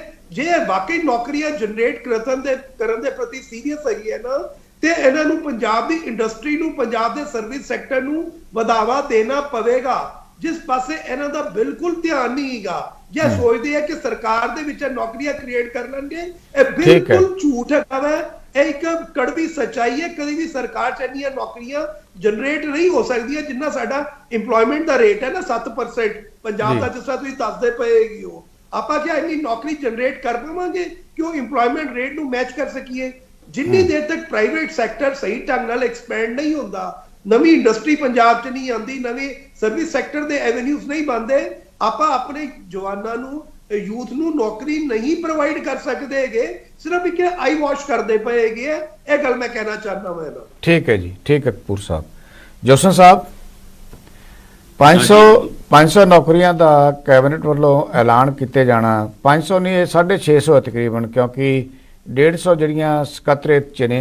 500 ਇਹਨਾਂ ਨੂੰ ਇਸ ਕਰਕੇ ਅੱਡ ਰੱਖਿਆ ਗਿਆ ਕਿਉਂਕਿ ਮਿਲਕਫੈਡ ਜਿਹੜਾ ਹੈ ਉਹ ਪੂਰਨ ਸਰਕਾਰੀ ਅਦਾਰਾ ਨਹੀਂ ਮੰਨਿਆ ਜਾਂਦਾ, ਉਹ ਸਰਕਾਰ ਦੇ ਅਧੀਨ ਅਦਾਰਾ, ਇੰਡੀਪੈਂਡੈਂਟ ਇੱਕ ਅਦਾਰਾ ਹੈ। ਤੋ ਇਸ ਕਰਕੇ ਮੇਰਾ ਖਿਆਲ ਹੈ ਵੀ ਇਹਨੂੰ ਇਸ ਤਰ੍ਹਾਂ ਵੰਡਿਆ ਗਿਆ ਕਿ 130 ਸਕੱਤਰੇਤ ਦੇ ਵਿੱਚ ਅਸਾਮੀਆਂ ਖਾਲੀ ਹੋਈਆਂ, ਉੱਥੇ ਭਰੀਆਂ ਜਾਣੀਆਂ ਸੇਵਾਦਾਰਾਂ ਦੀਆਂ, ਔਰ 500 ਜਿਹੜੀਆਂ ਹੈਗੀਆਂ ਉਹ ਮਿਲਕਫੈਡ ਦੇ ਵਿੱਚ। ਤੋ ਇਹ ਐਲਾਨ ਵੱਡਾ ਆ, ਇਹ ਕੋਈ ਛੋਟਾ ਐਲਾਨ ਨਹੀਂ ਹੈ। 500 ਨੌਕਰੀਆਂ ਇੱਕ ਦਿਨ ਦੇ ਵਿੱਚ 650 ਨੌਕਰੀਆਂ ਦੇਣੀਆਂ, ਇਹ ਕੋਈ ਛੋਟੀ ਗੱਲ ਨਹੀਂ ਹੈ। ਤੁਸੀਂ ਇਸ ਤੋਂ ਕਿੰਨੀ ਕੁ ਉਮੀਦ ਰੱਖਦੇ ਹੋ, ਕਿਉਂਕਿ ਇਹਨੂੰ ਆਪਾਂ ਪ੍ਰੈਕਟਿਸ 'ਚ ਦੇਖ ਰਹੇ ਨਾ, ਸਰਕਾਰ ਐਕਟਿਵ ਆ। ਬੜੀ ਅੱਛੀ ਗੱਲ ਹੈ ਜੀ, ਗਵਰਨਮੈਂਟ ਐਕਟਿਵ ਹੋਣੀ ਚਾਹੀਦੀ ਹੈ, ਔਰ ਗਵਰਨਮੈਂਟ ਦਾ ਐਕਟਿਵ ਰਹਿਣਾ ਜਿਹੜਾ ਇਹ ਡਿਊਟੀ ਬਣਦੀ ਹੈ, ਕਿਉਂਕਿ ਲੋਕ ਉਹਨਾਂ ਤੇ ਬੜੀਆਂ ਉਮੀਦਾਂ ਰੱਖਦੇ ਨੇ। ਅੱਜ ਜਿਸ ਤਰੀਕੇ ਦੇ ਨਾਲ ਤੁਸੀਂ ਗੱਲ ਕੀਤੀ ਕਿ ਹਰਿਆਣਾ ਪ੍ਰਦੇਸ਼ ਦੇ ਵਿੱਚ ਜਿਹੜੀ ਅਨਐਮਪਲੋਇਮੈਂਟ ਦੀ ਜਿਹੜਾ ਉਹਨਾਂ ਦੀ ਰੇਸ਼ੋ ਜ਼ਿਆਦਾ ਹੈ, ਸਾਡੀ ਘੱਟ ਹੈ, ਕਿਉਂਕਿ ਜਦੋਂ ਆਮ ਆਦਮੀ ਪਾਰਟੀ ਜਦੋਂ ਪਾਵਰ ਦੇ ਵਿੱਚ ਆਈ, ਹਰਿਆਣੇ ਦੇ ਵਿੱਚ ਤਾਂ ਗੈਰ ਸਰਕਾਰੀ ਆંકੜੇ ਦੱਸਦੇ ਜੀ 37% ਆ ਤਕਰੀਬਨ। ਮੈਂ ਤੁਹਾਨੂੰ ਇੱਕ ਮਿੰਟ ਬੇਨਤੀ ਕਰਨ ਲੱਗਿਆ, ਕਿਉਂਕਿ ਪੰਜਾਬ ਦੇ ਵਿੱਚ ਇਹ ਕਹਿੰਦੇ ਸੀ ਕਿ ਅਸੀਂ ਜਿਹੜੇ ਜਹਾਜ਼ ਭਰ ਕੇ ਨੌਜਵਾਨ ਬੱਚਿਆਂ ਦੇ ਜਾਂਦੇ ਨੇ, ਚਾਹੇ ਕੋਈ ਡਾਕਟਰ ਬਣ ਜਾਂਦਾ, ਚਾਹੇ ਕੋਈ ਇੰਜੀਨੀਅਰ ਬਣ ਜਾਂਦਾ, ਤੇ ਚਾਹੇ ਕੋਈ ਹੋਰ ਐਜੂਕੇਸ਼ਨ ਅੱਛੀ ਪ੍ਰਾਪਤ ਕਰ ਲੈਂਦਾ, ਉਹ ਤਾਂ ਸਾਰੇ ਜਿਹੜੇ ਪੰਜਾਬ ਨੂੰ ਛੱਡ ਕੇ ਦੁਨੀਆ ਦੇ ਵਿੱਚ ਜਾ ਰਹੇ ਨੇ। ਮੇਰੇ ਦੋਸਤਾਂ ਨੇ ਸਾਰਿਆਂ ਨੇ ਗੱਲ ਬਿਲਕੁਲ ਠੀਕ ਕੀਤੀ ਕਿ ਪੰਜਾਬ ਦੇ ਵਿੱਚ ਇੱਕ ਇਹੋ ਜਿਹਾ ਮਾਹੌਲ ਕ੍ਰੀਏਟ ਹੋ ਗਿਆ। ਪੰਜਾਬ ਦੇ ਵਿੱਚ ਮੈਂ ਜੋ ਮਹਿਸੂਸ ਕਰਨਾ ਕਿ ਜਦੋਂ ਪੰਜਾਬ ਦੇ ਵਿੱਚ ਅੱਤਵਾਦ ਸੀ, ਔਰ ਉਸ ਵੇਲੇ ਜਦੋਂ ਗਵਰਨਮੈਂਟ ਬਣੀ 92 ਵਿੱਚ, ਔਰ ਉਸ ਤੋਂ ਪਹਿਲਾਂ ਦਾ ਜਿਵੇਂ ਖੌਫ ਦਾ ਪੰਜਾਬ ਦੇ ਵਿੱਚ ਉਸ ਵੇਲੇ ਹਾਲਾਤ ਬਣ ਗਏ ਸੀ, ਅੱਜ ਪੰਜਾਬ ਦੇ ਵਿੱਚ ਬੰਦਾ ਹਰ, ਚਾਹੇ ਉਹ ਪਿੰਡ ਦੇ ਵਿੱਚ ਬੈਠਾ, ਚਾਹੇ ਢਾਣੀ ਦੇ ਵਿੱਚ ਬੈਠਾ, ਚਾਹੇ ਕਿਸੇ ਵਾਰਡ ਦੇ ਵਿੱਚ ਬੈਠਾ, ਉਹ ਸਾਰੇ ਫੀਅਰ ਮਹਿਸੂਸ ਕਰ ਰਹੇ ਨੇ। ਇਹ ਮੈਂ ਤਾਂ ਇਹ ਪਤਾ ਨਹੀਂ ਇਹਨਾਂ ਦੀ, ਇਹ ਤਾਂ ਕਹਿੰਦੇ ਸੀ ਕਿ ਜਹਾਜ਼ ਅਸੀਂ ਕੁਝ ਜਾਣ ਹੀ ਨਹੀਂ ਦੇਣਾ। ਕਿੰਨੇ ਕੁ ਜਹਾਜ਼ ਇਹਨਾਂ ਨੇ ਜਿਹੜੇ ਬਾਹਰ ਜਾਂਦੇ ਨੇ ਬੇਰੁਜ਼ਗਾਰ ਵਿਚਾਰੇ, ਕੋਈ ਜਾ ਕੇ ਉੱਥੇ ਆਸਟ੍ਰੇਲੀਆ ਦੇ ਵਿੱਚ ਜਾ ਕੇ ਆਪਣੀ ਸ਼ਰਨ ਲੈਂਦਾ, ਕੋਈ ਜਾ ਕੇ ਕੈਨੇਡਾ ਦੇ ਵਿੱਚ ਜਾਂਦਾ, ਜਾਂ ਹੋਰ ਜਿੰਨੇ ਰਾਸ਼ਟਰ ਨੇ ਸਾਡੇ ਦੁਨੀਆ ਦੇ ਵਿੱਚ ਉਹਨਾਂ ਦੇ ਵਿੱਚ ਵੱਧ ਤੋਂ ਵੱਧ ਜਾ ਰਹੇ ਨੇ। ਇਹਨਾਂ ਨੇ ਕੋਈ ਉਹਦੇ ਤੇ ਕੋਈ ਐਕਸ਼ਨ ਨਹੀਂ ਲਿਆ, ਸਾਰੀਆਂ ਗੱਲਾਂ ਨੂੰ ਭੁੱਲ ਗਏ ਨੇ। ਮੈਂ ਤੇ ਵੀ ਕਹਾਂਗਾ ਕਿਉਂਕਿ ਪਿਛਲੀ ਗਵਰਨਮੈਂਟ ਰਹੀ ਕਾਂਗਰਸ ਪਾਰਟੀ ਦੀ, ਔਰ ਉਸ ਵੇਲੇ ਕੈਪਟਨ ਅਮਰਿੰਦਰ ਸਿੰਘ ਜੀ ਜਦੋਂ ਪੰਜਾਬ ਦੇ ਮੁੱਖ ਮੰਤਰੀ ਰਹੇ, ਔਰ ਉਸ ਤੋਂ ਬਾਅਦ ਸਰਦਾਰ ਚਰਨਜੀਤ ਸਿੰਘ ਚੰਨੀ ਜਦੋਂ ਪੰਜਾਬ ਦੇ ਮੁੱਖ ਮੰਤਰੀ ਬਣੇ, ਔਰ ਉਹਨਾਂ ਨੇ ਕਾਫੀ, ਚੰਨੀ ਸਾਹਿਬ ਨੇ ਉਸ ਵੇਲੇ ਆ ਜਿਹੜੀਆਂ 20-22 ਹਜ਼ਾਰ ਨੌਕਰੀਆਂ ਦੀ ਗੱਲ ਕਰਦੇ ਨੇ ਨਾ, ਇਹ ਉਸ ਵੇਲੇ ਉਹਨਾਂ ਨੇ ਕਾਫੀ ਜਿਹੜੀ ਉਸ ਵੇਲੇ ਗਵਰਨਮੈਂਟ ਦੀਆਂ ਐਡਵਰਟਾਈਜ਼ਮੈਂਟ ਕੀਤੀਆਂ ਸੀ, ਸ਼ਾਇਦ ਉਹਦੇ ਵਾਸਤੇ ਉਹਨਾਂ ਨੇ ਫੰਡ ਦਾ ਵੀ ਪ੍ਰਬੰਧ ਕੀਤਾ ਹੋਏ, ਪਰ ਉਹ ਉਸ ਵੇਲੇ ਕਿਉਂਕਿ ਗਵਰਨਰ ਸਾਹਿਬ ਨੇ ਉਹਨਾਂ ਨੂੰ ਸੈਂਕਸ਼ਨ ਨਹੀਂ ਦਿੱਤੀ, ਇਹਦੇ ਵਾਸਤੇ ਉਹਨਾਂ ਨੇ ਇੰਤਜ਼ਾਮ ਵੀ ਕਰ ਲਿਆ। ਤਾਂ ਸਾਰੀ ਪਿਛਲੀ ਗਵਰਨਮੈਂਟ ਦੀ ਜਿਹੜੀ ਹੁਣ ਤੱਕ ਇਹਨਾਂ ਨੇ ਨਿਯੁਕਤੀ ਪੱਤਰ ਦਿੱਤੇ ਨੇ, ਤੇ ਜਿਸ ਤਰੀਕੇ ਦੇ ਨਾਲ ਮੇਰੇ ਦੋਸਤ ਕਾਂਗਰਸ ਵਾਲੇ ਕਹਿ ਰਹੇ ਸੀ, ਕੋਈ ਸ਼ੱਕ ਵਾਲੀ ਗੱਲ ਨਹੀਂ ਕਿ ਜਿੰਨੀਆਂ ਕੰਪੈਸ਼ਨੇਟ ਗਰਾਊਂਡ ਦੀਆਂ ਨੇ, ਜਿੰਨੇ ਕੋ ਮਰੇ, ਜਿਹੜੇ ਕੋ EMPLOYEES ਜਿਹੜੇ ਚਲੇ ਜਾਂਦੇ ਨੇ, ਉਹਨਾਂ ਦੀ ਥਾਂ ਤੇ ਨੌਕਰੀਆਂ ਉਹ ਕਹਿ ਦੇਣੀਆਂ, ਕੋਈ ਨੌਕਰੀਆਂ ਨਹੀਂ ਗਿਣੀਆਂ ਜਾ ਸਕਦੀਆਂ। ਅੱਜ ਇਹਨਾਂ ਨੂੰ ਲਾ ਐਂਡ ਆਰਡਰ, ਕਿਉਂਕਿ ਲਾ ਐਂਡ ਆਰਡਰ ਨਹੀਂ ਮਦਨਦੀਪ ਜੀ ਰਹੇਗਾ ਠੀਕ, ਤੇ ਰਹੇਗਾ ਕੌਣ ਪੜ੍ਹਿਆ ਲਿਖਿਆ। ਨਸ਼ਿਆਂ ਦਾ ਪੰਜਾਬ ਦੇ ਵਿੱਚ ਭਰਮਾਰ ਹੈ, ਨਸ਼ਿਆਂ ਦਾ ਕੋਈ ਕੰਟਰੋਲ ਨਹੀਂ ਹੋਇਆ। ਮੈਂ ਕਹਿੰਦਾ ਕਿ ਇਹ ਦਾਅਵੇ ਨਾਲ ਕਹਿੰਦਾ ਕਿ ਅੱਗੇ ਨਾਲੋਂ 4 ਗੁਣਾ ਜਦੋਂ ਦੇ ਇਹਨਾਂ ਦੀ ਗਵਰਨਮੈਂਟ ਆ ਗਈ, ਉਹ ਨਸ਼ਾ ਵੱਧ ਗਿਆ ਪੰਜਾਬ ਦੇ ਵਿੱਚ। ਜਦੋਂ ਕਿਤੇ ਕੁਝ 4 ਨੌਜਵਾਨ ਮਿਲਦੇ ਨੇ ਤੇ ਤਿੰਨਾਂ ਦੀ ਉਹ ਸ਼ਕਲ ਤੋਂ ਹੀ ਪਤਾ ਲੱਗ ਜਾਂਦਾ ਹੈ ਕਿ ਨਸ਼ਾ ਲੈਂਦੇ ਨੇ। ਇਹ ਤਾਂ ਪੰਜਾਬ ਸਹੀ ਦੇ ਵਿੱਚ ਖਤਮ ਹੋਣ ਦੇ ਵਾਸਤੇ ਜਾ ਰਿਹਾ ਹੈ। ਪੰਜਾਬ ਦਾ ਲਾ ਐਂਡ ਆਰਡਰ ਠੀਕ ਕਰਨ, ਪੰਜਾਬ ਦੇ ਲੋਕਾਂ ਦੇ ਵਿੱਚ ਇੱਕ ਜਿਹੜਾ ਡਰ ਭੈ ਮਹਿਸੂਸ ਇੱਕ ਬਣ ਗਿਆ, ਜਿਹੜਾ ਗੈਂਗਸਟ ਆਪਣੀ ਮਰਜ਼ੀ ਦੇ ਨਾਲ ਡਾਇਰੈਕਸ਼ਨਾਂ ਦਿੰਦੇ ਨੇ, ਔਰ ਸਰਕਾਰ ਉਹਦੇ ਤੇ ਟੋਟਲ ਫੇਲ ਹੋ ਰਹੀ। ਮੈਂ ਕਹਿੰਦਾ ਕਿ ਸਰਕਾਰ, ਅਸੀਂ ਵੀ ਸਰਕਾਰਾਂ ਦੇ ਵਿੱਚ ਰਹੇ ਹਾਂ, ਅਸੀਂ ਜਦੋਂ 92 ਵਿੱਚ ਗਵਰਨਮੈਂਟ ਵਿੱਚ ਆਏ ਸੀ, ਔਰ ਲੋਕਾਂ ਨੂੰ ਇਹ ਕਿਹਾ ਸੀ ਕਿ ਜੇ ਅਸੀਂ ਜਿੱਦਾਂ ਰਹੇ ਤੇ ਤੁਹਾਡੀ ਕੋਈ ਹਵਾ ਬਦਲ ਨਹੀਂ ਦੇਖੇਗਾ, ਜੇ ਅਸੀਂ ਨਾ ਤਾਂ ਫਿਰ ਪਰਮਾਤਮਾ ਜਾਣਦਾ ਹੈ। ਗਵਰਨਮੈਂਟ ਨਾ ਕੁਝ ਚੀਜ਼ ਨਹੀਂ, ਇਹ ਆਪਣੇ ਆਪਣੇ ਲੱਗੇ ਹੋਏ ਆਪਣੇ ਕੰਮਾਂ ਦੇ ਵਾਸਤੇ। ਜਿੰਨਾ ਇਹਨਾਂ ਦੇ MLA ਨੇ, ਜਿੰਨੇ ਵਜ਼ੀਰ ਨੇ, ਇਹ ਤਾਂ ਲੋਕਾਂ ਤੇ ਉਂਗਲੀਆਂ ਚੱਕਣਾ ਚਾਹੁੰਦੇ ਨੇ ਜਦੋਂ ਇਹਨਾਂ ਦੀ ਗਵਰਨਮੈਂਟ ਚਲੀ ਗਈ। ਔਰ ਮੈਂ ਦਾਅਵੇ ਨਾਲ ਕਹਿੰਦਾ ਕਿ ਇਹਨਾਂ ਦੇ ਜੋ ਕੁਝ ਨਿਕਲੇਗਾ ਉਹ ਰੱਬ ਜਾਣਦਾ ਤੇ ਜਾਂ ਪੰਜਾਬ ਦੇ ਲੋਕ ਜਾਣਦੇ ਨੇ। ਠੀਕ ਹੈ ਜੀ, ਮੇਰੀ ਇਹਨਾਂ ਦੀ ਠੀਕ ਹੈ ਜੀ। ਇਹ ਰੁਜ਼ਗਾਰ ਦੀ ਗੱਲ ਕਰ ਰਹੇ ਨੇ, ਕੋਈ ਰੁਜ਼ਗਾਰ ਵਾਲੀ ਗੱਲ ਨਹੀਂ। ਪੰਜਾਬ ਇਸ ਵੇਲੇ ਬਿਲਕੁਲ ਸਹੀ ਮਾਇਨੇ ਦੇ ਵਿੱਚ ਕੰਗਾਲ ਹੋ ਗਿਆ। ਪੰਜਾਬ ਦੇ ਵਿੱਚ ਅੱਗੇ ਜਾਦੂਗਰ ਆਉਂਦੇ ਸੀ, ਜਦੋਂ ਪਿੰਡਾਂ ਦੇ ਵਿੱਚ ਆ ਕੇ ਤਮਾਸ਼ਾ ਕਰਦੇ ਸੀ, ਉਸ ਵੇਲੇ ਲੋਕ ਇਕੱਠੇ ਹੁੰਦੇ ਸੀ। ਅੱਜ ਜੇ ਕਿਤੇ ਕੋਈ ਰਾਸ਼ਨ ਆ ਜਾਂਦਾ ਤਾਂ ਲੋਕ, ਇੰਨੀ ਕੋਈ ਬੇਰੁਜ਼ਗਾਰੀ ਹੋਈ ਵੀ ਲੋਕਾਂ ਦੇ ਕੋਲ ਕੁਝ ਰਿਹਾ ਹੀ ਨਹੀਂ, ਇੰਨੀ ਮਹਿੰਗਾਈ ਹੋ ਗਈ ਕਿ ਨਾ ਕੋਈ ਦਾਲ ਲੈ ਸਕਦਾ। ਮੈਂ ਤੁਹਾਡੇ ਕੋਲ ਜੋਸਨ ਸਾਹਿਬ ਦੁਬਾਰਾ ਆਉਣਾ ਆ। ਤੁਹਾਡੀ ਸਰਕਾਰ ਨੂੰ ਜ਼ਿਆਦਾ ਦੇਰ ਨਹੀਂ ਹੋਈ ਗਈ, ਨੂੰ 5 ਸਾਲ ਹੀ ਹੋਏ ਆ। ਇਸ ਤੋਂ ਪਹਿਲਾਂ ਕੈਪਟਨ ਦੀ ਸਰਕਾਰ ਵੀ ਸੀ, ਤਾਂ ਇਹ 9 ਮਹੀਨਿਆਂ ਦੇ ਵਿੱਚ ਤਾਂ ਇੰਨੀ ਬੇਰੁਜ਼ਗਾਰੀ ਹੋਈ ਨਹੀਂ ਨਾ। ਬੇਰੁਜ਼ਗਾਰੀ ਤਾਂ ਪਿੱਛੋਂ ਚੱਲਦੀ ਆਉਂਦੀ ਹੈ। ਸੋ 9 ਮਹੀਨਿਆਂ ਦੇ ਵਿੱਚ ਸਾਰਿਆਂ ਨੂੰ ਰੁਜ਼ਗਾਰ ਕਿੱਥੋਂ ਦੇ ਦੇਣਗੇ? ਪਰ ਜਿਹੜੇ 25,000 ਦੇ ਅੰਕੜੇ ਤੁਸੀਂ ਦੱਸ ਰਹੇ ਸੀ ਗਗਨਦੀਪ ਜੀ, ਇਹ ਤੁਸੀਂ ਥੋੜੇ ਜਿਹੇ ਸ਼ਬਦਾਂ 'ਚ ਕਲੀਅਰ ਕਰੋਗੇ? 25,000 ਅੰਕੜੇ ਤੁਸੀਂ ਕਿਹੜੇ ਆਧਾਰ ਬਣਾ ਕੇ ਦੱਸ ਰਹੇ ਹੋ, ਜਿਹੜੀ ਨੌਕਰੀ ਦਿੱਤੀ ਹੈ ਤੁਸੀਂ ਹੁਣ ਤੱਕ? ਕਾਂਸਟੇਬਲਸ ਨੂੰ ਜੀ, ਸਬ ਇੰਸਪੈਕਟਰਸ ਨੂੰ ਤੇ ਟੀਚਰਸ ਨੂੰ ਕੱਲ 3000 ਜਿਹੜੇ ਅਪਾਇੰਟਮੈਂਟ ਲੈਟਰ ਜਾਰੀ ਕੀਤੇ ਨੇ। ਮੈਨੂੰ ਲੱਗਦਾ ਸੁਖਦੇਵ ਸਿੰਘ ਜੀ ਉਹਨਾਂ ਨੂੰ ਕੰਪੈਸ਼ਨੇਟ ਵਾਲੇ ਮੰਨੀ ਜਾਂਦੇ ਨੇ। ਇਹਨਾਂ ਦਾ ਪੂਰਾ ਕਲੈਰਿਟੀ ਇੱਕ ਅੱਖ ਨਾਲ ਚੀਜ਼ਾਂ ਨੂੰ ਦੇਖ ਰਹੇ ਨੇ। ਸਰ ਹੁਣ ਵਿੱਚ ਨਾ ਜੀ ਬੋਲਿਓ, ਬਸ ਰਿਕੁਐਸਟ ਹੈ ਤੁਹਾਨੂੰ ਵੀ। ਮੈਂ ਵੀ ਤੁਹਾਡੇ ਵਿੱਚ ਬੋਲਿਆ ਸੀਗਾ। ਨਹੀਂ ਵਿੱਚ ਨਹੀਂ ਬੋਲਦੇ, ਬਾਅਦ 'ਚ ਇਹਨਾਂ ਦੀ ਵਾਰੀ ਹੈ, ਕੋਈ ਗੱਲ ਨਹੀਂ। ਇਹ ਸਰ ਦਿਸ ਇਜ਼ ਰੋਂਗ, ਠੀਕ ਹੈ। ਬਾਕੀ ਸਰ ਇਹ ਕਹਿ ਰਹੇ ਪੰਜਾਬ 'ਚੋਂ ਇੰਡਸਟਰੀ ਜਾ ਰਹੀ ਹੈ। ਮੈਂ ਸਿਰਫ ਫੈਕਟ ਦੇ ਉੱਤੇ ਗੱਲ ਕਰਨੀ ਚਾਹੁੰਦਾ।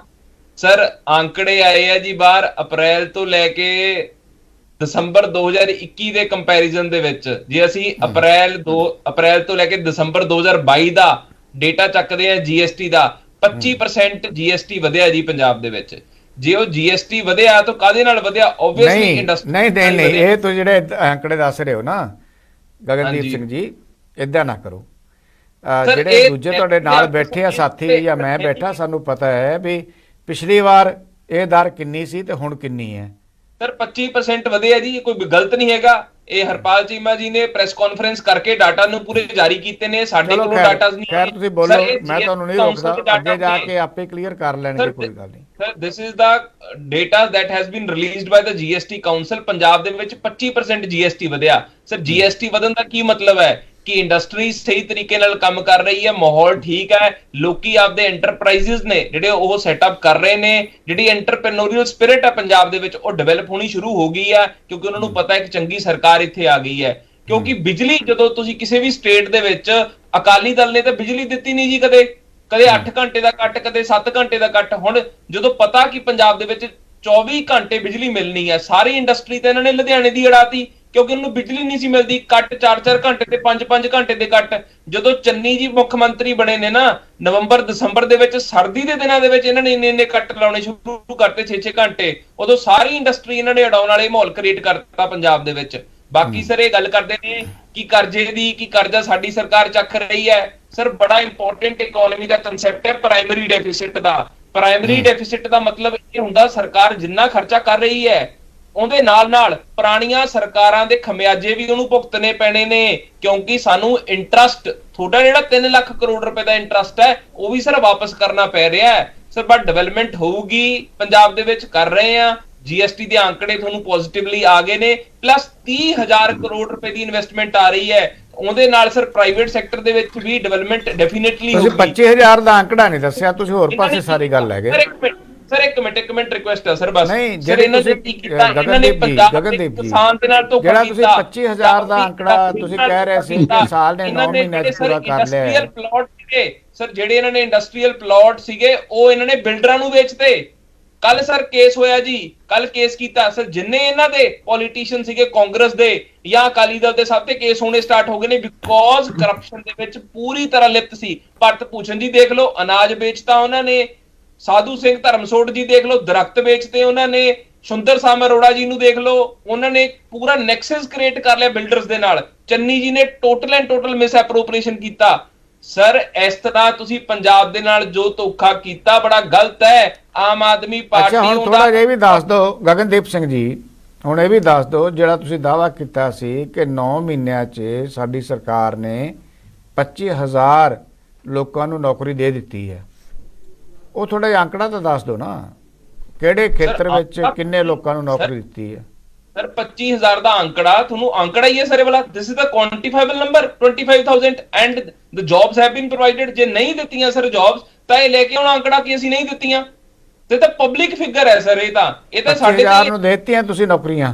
101% 25,000 jobs have bean given ਬਾय the Aam Aadmi party.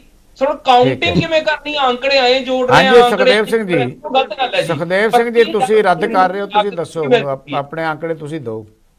ਦੇਖੋ ਮੈਂ ਤਾਂ ਆંકੜੇ ਕੀ, ਮੈਂ ਤਾਂ ਇੱਕ ਗੱਲ ਬੜੀ ਸਾਫ਼ ਤੇ ਸਪਸ਼ਟ ਕਹਿਣਾ, ਤੁਸੀਂ ਪੰਜਾਬ ਗਵਰਨਮੈਂਟ ਕੀ ਸਾਰੇ ਡਿਪਾਰਟਮੈਂਟਾਂ ਦੀ ਵੈਬਸਾਈਟ ਖੋਲ ਲਓ। ਜੇ ਅੱਜ ਤੱਕ 25,000 ਪੋਸਟਾਂ ਐਡਵਰਟਾਈਜ਼ ਹੋ ਗਈਆਂ, ਮੈਂ ਗਗਨਜੀਤ ਦੀਆਂ ਸਾਰੀਆਂ ਗੱਲਾਂ ਮੰਨਣ ਨੂੰ ਤਿਆਰ ਹੋ ਜਾਊਂਗਾ।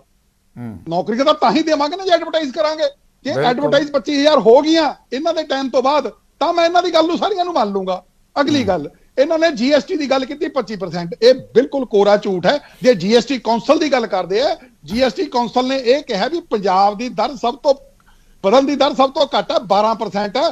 ਹਰਿਆਣੇ ਦੀ ਦਰ 25% ਹੈ, ਸਾਡੀ ਨਹੀਂ ਹੈਗੀ। ਅਗਲੀ ਗੱਲ, ਜਿਹੜੀ GST ਦੀ ਇਹ ਗੱਲ ਕਰਦੇ ਆ, ਇਹ ਆਪਾ ਵਿਰੋਧੀ ਗੱਲ ਹੈ ਇਹਨਾਂ ਦੀ। ਆਪਾ ਵਿਰੋਧੀ ਮੈਂ ਇਸ ਕਰਕੇ ਕਹਿਣਾ, ਇਹਨਾਂ ਦੇ ਜਿਹੜੇ ਸਭ ਤੋਂ ਵੱਡੇ ਅਹਿਲਕਾਰ ਨੇ ਸਾਡੇ ਪੰਜਾਬ ਨੂੰ ਚਲਾਉਣ ਵਾਲੇ, ਸ਼੍ਰੀਮਾਨ ਅਰੋੜਾ ਜੀ ਜਿਹੜੇ ਨੇ ਰਾਜ ਸਭਾ ਦੇ ਮੈਂਬਰ ਨੇ, ਔਰ ਉਹ ਸਾਰੀਆਂ ਪਾਲਿਸੀਆਂ ਦੇ ਉੱਤੇ ਉਹਨਾਂ ਦੀ ਨਿਗਾਹ ਰਹਿੰਦੀ ਹੈ। ਇਹ ਉਹਨਾਂ ਨੇ ਰਾਜ ਸਭਾ ਦੇ ਵਿੱਚ ਪਿਛਲੇ ਸੈਸ਼ਨ 'ਚ ਖੜ ਕੇ ਕਿਹਾ, ਜਦੋਂ GST ਦੇ ਵਾਧੇ ਬਾਰੇ ਪ੍ਰਾਈਮ ਮਿਨਿਸਟਰ ਨੇ ਜਾਂ ਫਾਈਨਾਂਸ ਮਿਨਿਸਟਰ ਨੇ ਆਪਦੀ ਪਿੱਠ ਥਾਪੜੀ ਨਾ ਇੰਡੀਆ ਦੇ ਨੇ ਵੀ ਅਸੀਂ GST 'ਚ ਵਾਧਾ ਹੋ ਰਿਹਾ, 1.5 ਲੱਖ ਕਰੋੜ ਤੇ ਚਲਾ ਗਿਆ। ਔਰ ਇਹ ਅਰੋੜਾ ਉਹਦੀ ਆਪਣੇ ਦੀ ਚੱਡਾ ਜੀ ਦੀ ਸਟੇਟਮੈਂਟ ਪਤਾ ਕੀ ਸੀ? ਉਹ ਕਹਿੰਦੇ ਵੀ ਇੱਕ ਤਾਂ ਮਹਿੰਗਾਈ ਵਧੀ ਹੈ, ਗੱਲ ਉਹ ਠੀਕ ਹੈ, ਮਹਿੰਗਾਈ ਵਧੀ ਹੈ ਤਾਂ ਨੈਚੁਰਲ ਹੈ, ਜਿਹੜੀ 100 ਰੁਪਏ ਦੀ ਚੀਜ਼ 200 ਦੀ ਹੋਗੀ ਤਾਂ ਉਹ ਤੇ GST ਦਾ ਵਾਧਾ ਆਊਗਾ ਹੀ ਆਊਗਾ। ਦੂਜੀ ਗੱਲ, ਇਹਨਾਂ ਨੇ ਦੁੱਧ ਨਹੀਂ ਬਖਸ਼ਿਆ, ਆਟਾ ਨਹੀਂ ਬਖਸ਼ਿਆ, ਕੁਝ ਨਹੀਂ ਬਖਸ਼ਿਆ। ਜਦੋਂ ਤੁਸੀਂ GST ਵਧਾ ਲਓਗੇ, ਔਰ ਜਿਹੜੀਆਂ ਕਾਰਾਂ, ਛੋਟੀਆਂ ਕਾਰਾਂ ਤੇ ਵੀ ਤੁਸੀਂ GST ਦਾ ਹਾਈਐਸਟ ਲੈਵਲ ਤੇ ਲੈ ਗਏ, ਤਾਂ ਉਸ ਟਾਈਮ ਦੇ ਉੱਤੇ ਨੈਚੁਰਲ ਹੈ ਵੀ ਇਹਨੇ ਵਧਣਾ ਹੀ ਵਧਣਾ GST ਨੇ। ਇਸ ਕਰਕੇ ਇਹਦੇ ਵਿੱਚ ਇਹਨਾਂ ਨੇ ਕੀ ਇੱਕ ਵਧੀਆ ਕਾਰਗੁਜ਼ਾਰੀ ਕਰ ਲਈ, ਕਿਹੜਾ ਕੱਦੂ ਚ ਤੀਰ ਮਾਰਿਆ, ਇਹ ਮੇਰੀ ਸਮਝ ਤੋਂ ਬਾਹਰ ਹੈ। ਅਗਲੀ ਗੱਲ ਜਿਹੜੀ ਇਹ ਗੱਲ ਕਹਿੰਦੇ ਆ ਨਾ ਵੀ ਜੀ ਦੇਖੋ ਜੇ ਇਹਨਾਂ ਦਾ ਮਿਸਟਰ ਜੈਨ ਜੇਲ੍ਹ 'ਚ ਬੈਠ ਕੇ ਮਾਲਸ਼ ਕਰਾ ਰਹੇ ਹਨ, ਜੇਲ੍ਹ ਮੰਤਰੀ ਹੋਈ ਉਹ ਵੀ ਉਸ 'ਚ ਹੀ ਬੈਠਾ ਹੈ। ਮਿਸਟਰ ਨਾਇਰ ਇਹਨਾਂ ਦਾ ਸਟ੍ਰੈਟਜਿਸਟ ਉਹ ਜੇਲ੍ਹ 'ਚ ਬੈਠਾ ਹੈ। ਇਹਨਾਂ ਦਾ ਜਿਹੜਾ ਡਿਪਟੀ CM ਹੈ ਉਹ ਤੇ ਪਰਚਾ ਹੋਵੇ ਐਕਸਾਈਜ਼ ਪਾਲਿਸੀ ਦਾ, ਔਰ ਇੱਥੋਂ ਦੇ ਵੀ ਜਿਹੜੀ ਐਕਸਾਈਜ਼ ਪਾਲਿਸੀ ਸ਼ੱਕਾਂ ਦੇ ਘੇਰੇ 'ਚ ਹੈ। ਇਸ ਕਰਕੇ ਇਹ ਐਡੀਆਂ ਵੱਡੀਆਂ ਗੱਲਾਂ ਨਾ ਕਰਨ। ਹਾਂ, ਜਦੋਂ ਕਿਸੇ ਨੂੰ ਸਜ਼ਾ ਕਰਾ ਦੇਣਗੇ ਮੰਨ ਲਾਂਗੇ। ਹਜੇ ਬੈਠ ਕੇ ਇਹਨਾਂ ਨੇ ਲੋਕਾਂ ਨੂੰ ਗਾਲਾਂ ਕੱਢਣੀਆਂ ਵੀ ਉਹ ਅਨਾਜ ਖਾ ਗਿਆ। ਜਦੋਂ ਅਨਾਜ ਖਾ ਗਿਆ ਪ੍ਰੂਵ ਕਰੋਗੇ ਨਾ ਉਦੋਂ ਕਹੋ। ਹਜੇ ਤੁਸੀਂ ਉਸ ਗੱਲ ਨੂੰ ਇਹ ਕਹੋ ਵੀ ਠੀਕ ਹੈ ਵੀ ਉਹਨੂੰ ਉਹਦੇ ਤੇ ਕਰਪਸ਼ਨ ਦੇ ਚਾਰजेस ਪਾਏ ਗਏ, ਉਹਦੇ ਤੇ ਅਸੀਂ ਪਰਚਾ ਦੇਤਾ, ਗੱਲ ਮੁੱਕ ਗਈ ਇੰਨੀ। ਪਰ ਜੇ ਕਹਿਣਗੇ ਨਾ ਵੀ ਉਹ ਖਾ ਗਿਆ, ਇਹ ਫੇਰ ਉਦੋਂ ਬਾਅਦ ਜਦੋਂ ਇਹਨਾਂ ਦੇ ਪਰਚੇ ਹੁੰਦੇ ਫਿਰ ਚੀਕਾਂ ਮਾਰਦੇ ਆ। ਜਦੋਂ ਇਹਨਾਂ ਤੇ ਕੇਸ ਹੁੰਦਾ ਨਾ ਭਗਵੰਤ ਮਾਨ ਜੀ ਤੇ, ਜਦੋਂ ਉਹਨਾਂ ਨੂੰ ਤਰੀਕ ਭੁਗਤਣ ਜਾਣਾ ਪੈਂਦਾ। ਸੁਖਦੇਵ ਸਿੰਘ ਜੀ ਨੌਕਰੀਆਂ ਦੇ ਮਾਮਲੇ, ਸੁਖਦੇਵ ਸਿੰਘ ਜੀ ਆਪਾਂ ਗੱਲ ਕਰ ਰਹੇ ਹਾਂ ਨੌਕਰੀ ਦੇ ਮਾਮਲੇ ਤੇ। ਤੁਸੀਂ ਡਿਫੈਂਡ ਕਰ ਰਹੇ ਹੋ ਉਹਨਾਂ ਲੋਕਾਂ ਨੂੰ ਜਿਨ੍ਹਾਂ ਲੋਕਾਂ ਦੀ ਜਾਂਚ ਚੱਲ ਰਹੀ ਹੈ। ਦੇਖੋ ਸਾਫ਼ ਗੱਲ ਆ, ਮੈਂ ਡਿਫੈਂਡ ਨਹੀਂ ਕਰ ਰਿਹਾ। ਏਕੜ ਜ਼ਮੀਨ ਸੁਣੋ ਗੱਲ, ਸੁਣੋ ਜੇ ਤੁਸੀਂ ਗੱਲ ਕਰਨੀ ਚਾਹੁੰਦੇ ਹੋ ਤਾਂ ਸੁਣੋ ਗੱਲ। ਮਤਲਬਦੀਪ ਜੀ ਮੈਂ ਇਹਨਾਂ ਦੀ ਸਰਕਾਰ ਦੀ ਜ਼ਮੀਨ ਸੁਣੋ ਗੱਲ ਮੇਰੀ, ਮੈਨੂੰ ਕੋਈ ਡਿਫੈਂਡ ਨਹੀਂ। ਮੇਰੀ ਗੱਲ ਸੁਣੋ, ਚੋਰ ਹੈ let him go behind the ਬਾਰਸ। ਜਿਹੜਾ ਕੋਈ ਚੋਰ ਹੈ, ਚਾਹੇ ਜੇ ਕੋਈ ਅਨਾਜ 'ਚ ਹੋਵੇ, ਚਾਹੇ ਕੋਈ ਜੰਗਲ 'ਚ ਹੋਵੇ, ਚਾਹੇ ਕੋਈ ਮੰਗਲ 'ਚ ਹੋਵੇ, ਜਿਹਨੇ ਵੀ ਕੀਤਾ ਉਹ ਬੰਦਾ ਬਿਹਾਈਂਡ ਦੀ ਬਾਰਸ ਹੋਣਾ ਚਾਹੀਦਾ। ਪਰ 25 ਏਕੜ ਜ਼ਮੀਨ, ਸੁਣੋ ਗੱਲ, 25 ਏਕੜ ਜ਼ਮੀਨ ਜਿਹੜੀ ਸੀ ਇੰਡਸਟਰੀਅਲ ਪਲਾਟ ਲਈ ਸੀ, ਠੀਕ ਆ। ਉਹਦੇ ਵਿੱਚੋਂ ਮੇਰਾ ਖਿਆਲ ਹੈ ਸਿਰਫ 12 ਪਲਾਟ ਨਹੀਂ 25 ਪਲਾਟ ਕੱਢਨੇ ਸੀ, 25 ਪਲਾਟ ਕੱਢਨੇ ਸੀ ਉਹਦੇ ਵਿੱਚੋਂ ਸਿਰਫ, ਔਰ ਕੱਢ ਦਿੱਤੇ ਗਏ 125 ਪਲਾਟ ਉਹ ਦੇ ਦਿੱਤੇ ਗਏ ਰੈਜ਼ੀਡੈਂਸ਼ੀਅਲ। ਕਹਿੰਦਾ ਜੀ ਫਿਰ ਉਹਨਾਂ ਨੂੰ ਸਜ਼ਾ ਹੋਣੀ ਚਾਹੀਦੀ ਹੈ। ਪਰ ਗੱਲ ਪਤਾ ਮੇਰੀ ਮਦਨਦੀਪ ਜੀ, ਮੈਂ ਉਹਨੂੰ ਡਿਫੈਂਡ ਨਹੀਂ ਕਰਦਾ। ਮੈਂ ਤੁਹਾਨੂੰ ਪਹਿਲਾਂ ਵੀ ਕਿਹਾ, ਮੇਰੇ ਸਿਰਫ ਕਹਿਣ ਦਾ ਮਤਲਬ ਇਹ ਹੈ ਮੇਰੀ ਸ਼ਬਦਾਵਲੀ ਦੇ ਉੱਤੇ ਜ਼ਰੂਰ ਇਤਰਾਜ਼ ਹੈ ਵੀ ਉਹ ਖਾ ਗਿਆ, ਉਹ ਖਾ ਗਿਆ, ਕਿਉਂਕਿ ਤੁਹਾਡੀ ਸਰਕਾਰ ਦੇ ਵੇਲੇ ਤਾਂ ਇਜਾਜ਼ਤ ਹੀ ਨਹੀਂ ਦਿੱਤੀ ਉਹਦੇ ਤੇ। ਤੁਹਾਡੀ ਸਰਕਾਰ ਵੇਲੇ ਤਾਂ ਇਜਾਜ਼ਤ ਹੀ ਨਹੀਂ ਮਿਲੀ। ਉਹਨਾਂ ਦੀ ਛਾਣਬੀਣ ਵੀ ਕਰੋ, ਉਹਨਾਂ ਦੀ ਜਾਂਚ ਵੀ ਕੀਤੀ ਜਾਣੀ ਚਾਹੀਦੀ ਹੈ। ਇਹ ਨਹੀਂ ਹੈਗਾ, ਦੇਖੋ ਇਨਕੁਆਇਰੀ ਉਦੋਂ ਵੀ ਹੋਈ ਹੈ, ਇਹ ਨਹੀਂ ਗੱਲ ਵੀ ਇਨਕੁਆਇਰੀ ਨਹੀਂ ਹੋਈ। ਠੀਕ ਹੈ, ਇਨਕੁਆਇਰੀ ਸਹੀ ਸੀ ਗਲਤ ਸੀ ਉਹ ਸਾਰਾ ਕੁਝ ਸਾਹਮਣੇ ਆ ਜਾਣਾ, ਇਹ ਨਹੀਂ ਗੱਲ ਹੈਗੀ। ਉਹ ਕਲੀਨ ਚਿੱਟ ਸੀ ਉਦੋਂ ਸਾਰਿਆਂ ਨੂੰ। ਚਲੋ ਜੋ ਵੀ ਸੀ, ਮੈਂ ਤਾਂ ਇਨਕੁਆਇਰੀ ਹੋਈ, ਜੋ ਵੀ ਸੀ ਸਹੀ ਸੀ ਗਲਤ ਸੀ, ਮੈਂ ਤਾਂ ਪਹਿਲਾਂ ਹੀ ਕਹਿਤਾ ਉਹ ਸਾਰਾ ਕੁਝ ਸਾਹਮਣੇ ਆ ਜਾਣਾ। ਉਹ ਕਾਹਦੀ ਇਨਕੁਆਇਰੀ ਹੈ ਫਿਰ? ਉਹ ਮੈਂ ਦੇਖੋ ਮਦਨਦੀਪ ਜੀ, ਆਪਾਂ ਇਹ ਵੱਖਰੀ ਗੱਲ ਹੈ ਕਿ ਵਿਜੀਲੈਂਸ ਨੇ ਹਲੇ ਕੋਰਟ ਤੋਂ ਪਹਿਲਾਂ ਤੁਸੀਂ ਵੀ ਡਿਸਾਈਡ ਨਹੀਂ ਕਰ ਸਕਦੇ। ਵਿਜੀਲੈਂਸ ਦੇ ਬਹੁਤ ਕੋਰਟ ਤੋਂ ਪਹਿਲਾਂ ਨਾ ਤੁਹਾਡੇ ਕੋਲ ਹੱਕ ਹੈ ਨਾ ਮੇਰੇ ਕੋਲ ਹੱਕ ਹੈ। ਜੇ ਤਾਂ ਕੋਰਟ ਦੇ ਫੈਸਲਾ ਆਉਣ ਤੋਂ ਪਹਿਲਾਂ ਨਾ ਤੁਹਾਡੇ ਕੋਲ ਹੱਕ ਹੈ ਨਾ ਮੇਰੇ ਕੋਲ ਹੱਕ ਹੈ। ਦੇਖੋ ਵਿਜੀਲੈਂਸ ਦਾ ਡਿਪਾਰਟਮੈਂਟ ਵੀ ਬਹੁਤ ਸਾਰਾ ਸਰਕਾਰ ਤੇ ਡਿਪੈਂਡ ਕਰਦਾ ਆ, ਸਰਕਾਰ ਦੀ ਨੀਤ ਤੇ ਡਿਪੈਂਡ ਕਰਦਾ ਹੈ। ਜੇ ਸਰਕਾਰ ਦੀ ਨੀਤ ਹੋਊਗੀ ਤਾਂ ਉਹਨਾਂ ਸਾਰਿਆਂ ਨੂੰ ਸਜ਼ਾਵਾਂ ਮਿਲਣਗੀਆਂ, ਨਹੀਂ ਨੀਤ ਹੋਊਗੀ ਤਾਂ ਬਹੁਤੀ ਕੋਈ ਆਸ ਨਹੀਂ ਕੀਤੀ ਜਾ ਸਕਦੀ। ਸਰਕਾਰਾਂ ਦੀ ਨੀਤ ਤੇ ਡਿਪੈਂਡ ਕਰਦਾ ਹੈ। ਇਹ ਗੱਲ ਜਿਹੜੀ ਤੁਸੀਂ ਕੀ ਹੈ, ਮੈਂ ਇਹੀ ਗੱਲ ਤੋਂ ਕਹਾਉਣੀ ਚਾਹੁੰਦਾ ਸੀ। ਬਿਲਕੁਲ ਤੁਹਾਡੀ ਗੱਲ ਠੀਕ ਹੈ, ਸਰਕਾਰ ਦੀ ਨੀਅਤ ਹੋਊਗੀ, ਵਿਜੀਲੈਂਸ ਦੀ ਇਨਕੁਆਇਰੀ ਪ੍ਰੋਪਰ ਹੋਊਗੀ ਤਾਂ ਸਜ਼ਾ ਹੋ ਜਾਣੀ ਹੈ। ਦੇਖੋ ਵਿਜੀਲੈਂਸ ਦੀ ਇਨਕੁਆਇਰੀ ਪ੍ਰੋਪਰ ਹੋਊਗੀ ਤਾਂ ਸਜ਼ਾ ਹੋ ਜਾਣੀ ਹੈ, ਜੇ ਨਹੀਂ ਪ੍ਰੋਪਰ ਹੋਊਗੀ ਤਾਂ ਨਹੀਂ ਹੋਣੀ। ਅਦਾਲਤਾਂ ਦੀ ਟਿੱਪਣੀ CBI ਬਾਰੇ ਇਹ ਆ ਵੀ ਇਹ ਪਿੰਜਰੇ ਦਾ ਤੋਤਾ ਆ, ਤਾਂ ਜਾਂਚ ਏਜੰਸੀਆਂ ਦੀ ਹਾਲਤ ਤੁਸੀਂ ਦੇਖ ਸਕਦੇ ਹੋ ਕੀ ਹੋ ਸਕਦੀ ਹੈ। ਚਲੋ ਖੈਰ ਇਹ ਮਾਮਲੇ ਬਾਅਦ ਦੇ ਹੈ, ਪਰ ਬੇਰੁਜ਼ਗਾਰੀ ਦਾ ਮਸਲਾ ਜਿਹੜਾ ਹੈਗਾ ਹਿੰਦੁਸਤਾਨ ਦੇ ਵਿੱਚ ਪੂਰੇ ਵਿੱਚ ਗੰਭੀਰ ਹੈ ਇਸ ਵੇਲੇ। ਪੂਰੇ ਹਿੰਦੁਸਤਾਨ ਦੇ ਵਿੱਚ ਜੇ ਆਪਾਂ ਗੱਲ ਕਰੀਏ ਤਾਂ ਇਹਦੇ ਵਿੱਚ ਇੱਕ ਸਭ ਤੋਂ ਪਰੇਸ਼ਾਨੀ ਵਾਲਾ ਅੰਕੜਾ ਜਿਹੜਾ ਹੈ ਉਹ ਪੇਂਡੂ ਖੇਤਰਾਂ ਦਾ ਵੀ ਹੈ। ਔਰ ਪੰਜਾਬ ਵਿੱਚ ਤੁਹਾਨੂੰ ਪਤਾ ਹੈ ਕਿ ਪੰਜਾਬ ਪਿੰਡਾਂ 'ਚ ਵਸਦਾ ਆ, ਔਰ ਪੰਜਾਬ ਦੇ ਪਿੰਡਾਂ ਦੀ ਜਿਹੜੀ ਬੇਰੁਜ਼ਗਾਰੀ ਦਾ ਮਾਮਲਾ ਉਹ ਵੀ ਬਹੁਤ ਸੀਰੀਅਸ ਮਾਮਲਾ ਹੈਗਾ। ਔਰ ਜਿਹੜੀਆਂ ਸਰਕਾਰੀ ਨੌਕਰੀਆਂ ਚਾਹੇ ਉਹ ਹੁਣ ਆਮ ਆਦਮੀ ਪਾਰਟੀ ਕੱਢ ਰਹੀ ਹੈ ਜਾਂ ਪੁਰਾਣੀਆਂ ਸਰਕਾਰਾਂ ਨੇ ਕੱਢੀਆਂ, ਉਹਦੇ ਵਿੱਚ ਪੇਂਡੂ ਖੇਤਰਾਂ ਨੂੰ ਧਿਆਨ ਰੱਖ ਕੇ ਇਹ ਅੰਕੜੇ ਅੱਜ ਤੱਕ ਮੈਂ ਸਾਹਮਣੇ ਨਹੀਂ ਵੇਖੇ ਕਿ ਪੇਂਡੂ ਖੇਤਰਾਂ ਨੂੰ ਧਿਆਨ ਵਿੱਚ ਰੱਖ ਕੇ ਕੋਈ ਇਸ ਤਰ੍ਹਾਂ ਦੀ ਵਿਸ਼ੇਸ਼ ਪਾਲਿਸੀ ਬਣਾਈ ਗਈ ਹੋਵੇ ਜਿਹਦੇ ਵਿੱਚ ਪੇਂਡੂ ਖੇਤਰਾਂ ਦੇ ਜਿਹੜੇ ਨੌਜਵਾਨ ਨੇ ਉਹਨਾਂ ਨੂੰ ਨੌਕਰੀ ਮਿਲ ਸਕੇ। ਸੋ ਕਪੂਰ ਸਾਹਿਬ, ਇਸ ਖਿੱਤੇ ਵੱਲ ਕਿਵੇਂ ਸੋਚਿਆ ਜਾ ਸਕਦਾ ਹੈ? ਸਰਕਾਰ ਨੂੰ ਕੀ ਕਰਨਾ ਚਾਹੀਦਾ ਹੈ ਖਾਸ ਕਰਕੇ ਪੇਂਡੂ ਹਲਕਿਆਂ ਵਿੱਚ? ਦੇਖੋ, ਇੱਕ ਤੇ ਗਗਨ ਜੀ ਨੇ ਗੱਲ ਕੀਤੀ ਸੀ ਕਿ GST ਵਧਿਆ ਹੈਗਾ। ਦੇਖੋ ਗਗਨ ਜੀ, GST ਵਧਣ ਦੇ ਨਾ ਕਈ ਕਾਰਨ ਹੁੰਦੇ ਹੈਗੇ। ਮੈਂ ਤੇ ਸਿਰਫ ਇਹ ਪੁੱਛਣਾ ਚਾਹੁੰਦਾ ਕਿ 9 ਮਹੀਨਿਆਂ ਦੇ ਵਿੱਚ ਪੰਜਾਬ ਦੇ ਵਿੱਚ ਨਵੀਂ ਕਿਹੜੀ ਵੱਡੀ ਇੰਡਸਟਰੀ ਲੱਗੀ ਹੈ? ਤੁਸੀਂ ਇੱਕ ਡਾਟਾ ਦੇ ਦਿਓ ਸਾਨੂੰ, ਤੇ ਸਾਨੂੰ ਪਤਾ ਲੱਗੇ ਨਾ ਕਿ ਪੰਜਾਬ ਦੇ ਵਿੱਚ ਇਹ ਇਨਵੈਸਟਮੈਂਟ ਹੋਈ ਹੈ, ਇਹ ਪੈਸਾ ਨਵੀਂ ਇੰਡਸਟਰੀ ਦੇ ਵਿੱਚ ਲੱਗਿਆ ਹੈਗਾ। ਤੁਸੀਂ 30,000 ਕਰੋੜ ਰੁਪਏ ਦੀ ਇਨਵੈਸਟਮੈਂਟ ਦੀ ਤੇ ਗੱਲ ਕਰਦੇ ਪਏ ਹੋ ਕਿ ਪੰਜਾਬ ਦੇ ਵਿੱਚ ਆ ਰਹੀ ਹੈ।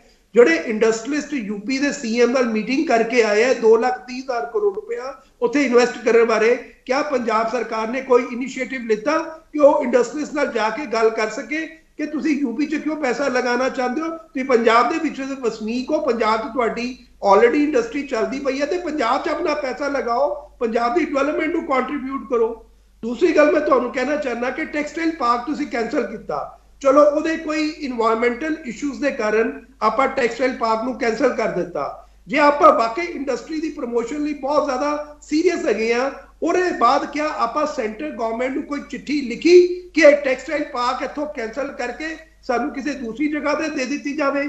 ਕਿਆ ਆਪਾਂ ਕੋਈ ਜਗ੍ਹਾ ਪ੍ਰੋਵਾਈਡ ਕੀਤੀ ਸੈਂਟਰਲ ਗਵਰਨਮੈਂਟ ਨੂੰ ਕਿ ਇਹ ਨਵੀਂ ਜਗ੍ਹਾ ਤੇ ਸਾਡਾ ਟੈਕਸਟਾਈਲ ਪਾਰਕ ਲਗਾਉਣਾ ਚਾਹੀਦਾ ਹੈ? ਸਾਡੀ ਪੰਜਾਬ ਦੀ ਇੰਡਸਟਰੀ ਦੀ ਰਿਕੁਆਇਰਮੈਂਟ ਹੈ। ਦੇਖੋ ਜੇ ਉਹ ਟੈਕਸਟਾਈਲ ਪਾਰਕ ਕੈਂਸਲ ਨਾ ਹੁੰਦਾ, ਉੱਥੇ ਇੱਕ ਬੜਾ ਵੱਡਾ ਇੱਕ ਇੰਡਸਟਰੀ ਆਣੀ ਹੀ ਸੀ ਜਿਹਦੇ ਬਾਅਦ ਚ ਇੰਪਲੋਇਮੈਂਟ ਜਨਰੇਟ ਕਰਨੀ ਸੀ, ਜਿਹਨੇ ਸਟੇਟ ਦਾ ਰੈਵਨਿਊ ਵੀ ਵਧਾਣਾਗਾ ਸੀ। ਬਟ 6 ਮਹੀਨੇ ਹੋ ਗਏ ਹੈ ਟੈਕਸਟਾਈਲ ਪਾਰਕ ਨੂੰ ਕੈਂਸਲ ਹੋਏ, ਅੱਜ ਤੱਕ ਨਾ ਸੈਂਟਰਲ ਗਵਰਨਮੈਂਟ ਨੂੰ ਆਪਾਂ ਜਗ੍ਹਾ ਪ੍ਰੋਵਾਈਡ ਕਰ ਪਾਏ ਆ ਔਰ ਨਾ ਹੀ ਸੈਂਟਰਲ ਗਵਰਨਮੈਂਟ ਨੂੰ ਇੱਕ ਚਿੱਠੀ ਵੀ ਲਿਖ ਪਾਏ ਆ ਕਿ ਭਈ ਸਾਡਾ ਟੈਕਸਟਾਈਲ ਪਾਰਕ ਕਿਤੇ ਹੋਰ ਜਗ੍ਹਾ ਤੇ ਸ਼ਿਫਟ ਕਰ ਦਿੱਤਾ ਜਾਵੇ। ਸੋ ਇੰਡਸਟਰੀ ਨੂੰ ਨਵੀਂ ਲਗਾਉਣ ਲਈ ਜਾਂ ਬੇਰੋਜ਼ਗਾਰੀ ਨੂੰ ਦੂਰ ਕਰਨ ਲਈ, ਯੂਥ ਨੂੰ ਇੰਪਲੋਇਮੈਂਟ ਪ੍ਰੋਵਾਈਡ ਕਰਨ ਲਈ ਆਪਾਂ ਕਿੰਨੇ ਸੀਰੀਅਸ ਆ? ਸਾਡੇ ਆਪਣੇ ਆਮ ਆਦਮੀ ਪਾਰਟੀ ਦੀ ਗਵਰਨਮੈਂਟ ਦੇ ਐਫਰਟ ਤੋਂ ਝਲਕਦਾ ਪਿਆ ਹੈ। ਆਪਾਂ ਸਿਰਫ ਗਗਨ ਜੀ ਆਮ ਆਦਮੀ ਪਾਰਟੀ ਦੀ ਸਰਕਾਰ ਗੱਲਾਂ ਕਰਦੀ ਪਈ ਹੈ, ਕਰਦੀ ਕੁਛ ਨਹੀਂ ਪਈ, ਸਿਰਫ ਪ੍ਰੋਪੇਗੈਂਡਾ ਕਰਦੀ ਪਈ ਹੈ, ਲੋਕਾਂ ਨੂੰ ਲੋਲੀਪੌਪ ਦਿੰਦੀ ਪਈ ਹੈ। ਤੁਸੀਂ ਤੇ ਵਾਅਦਾ ਕੀਤਾ ਸੀ ਕਿ ਜਦੋਂ ਸਰਕਾਰ ਬਣ ਜਾਏਗੀ 1000 ਰੁਪਇਆ ਮਹੀਨਾ ਆਪਾਂ ਲੇਡੀਜ਼ ਨੂੰ ਦੇਵਾਂਗੇ। ਅੱਜ 9 ਮਹੀਨੇ ਬੀਤ ਗਏ ਹੈ, ਉਹ ਕਿੱਥੇ ਗਏ ਜੀ 1000 ਰੁਪਏ ਮਹੀਨੇ ਦਾ ਲੇਡੀਜ਼ ਵਾਲਾ ਵਾਅਦਾ?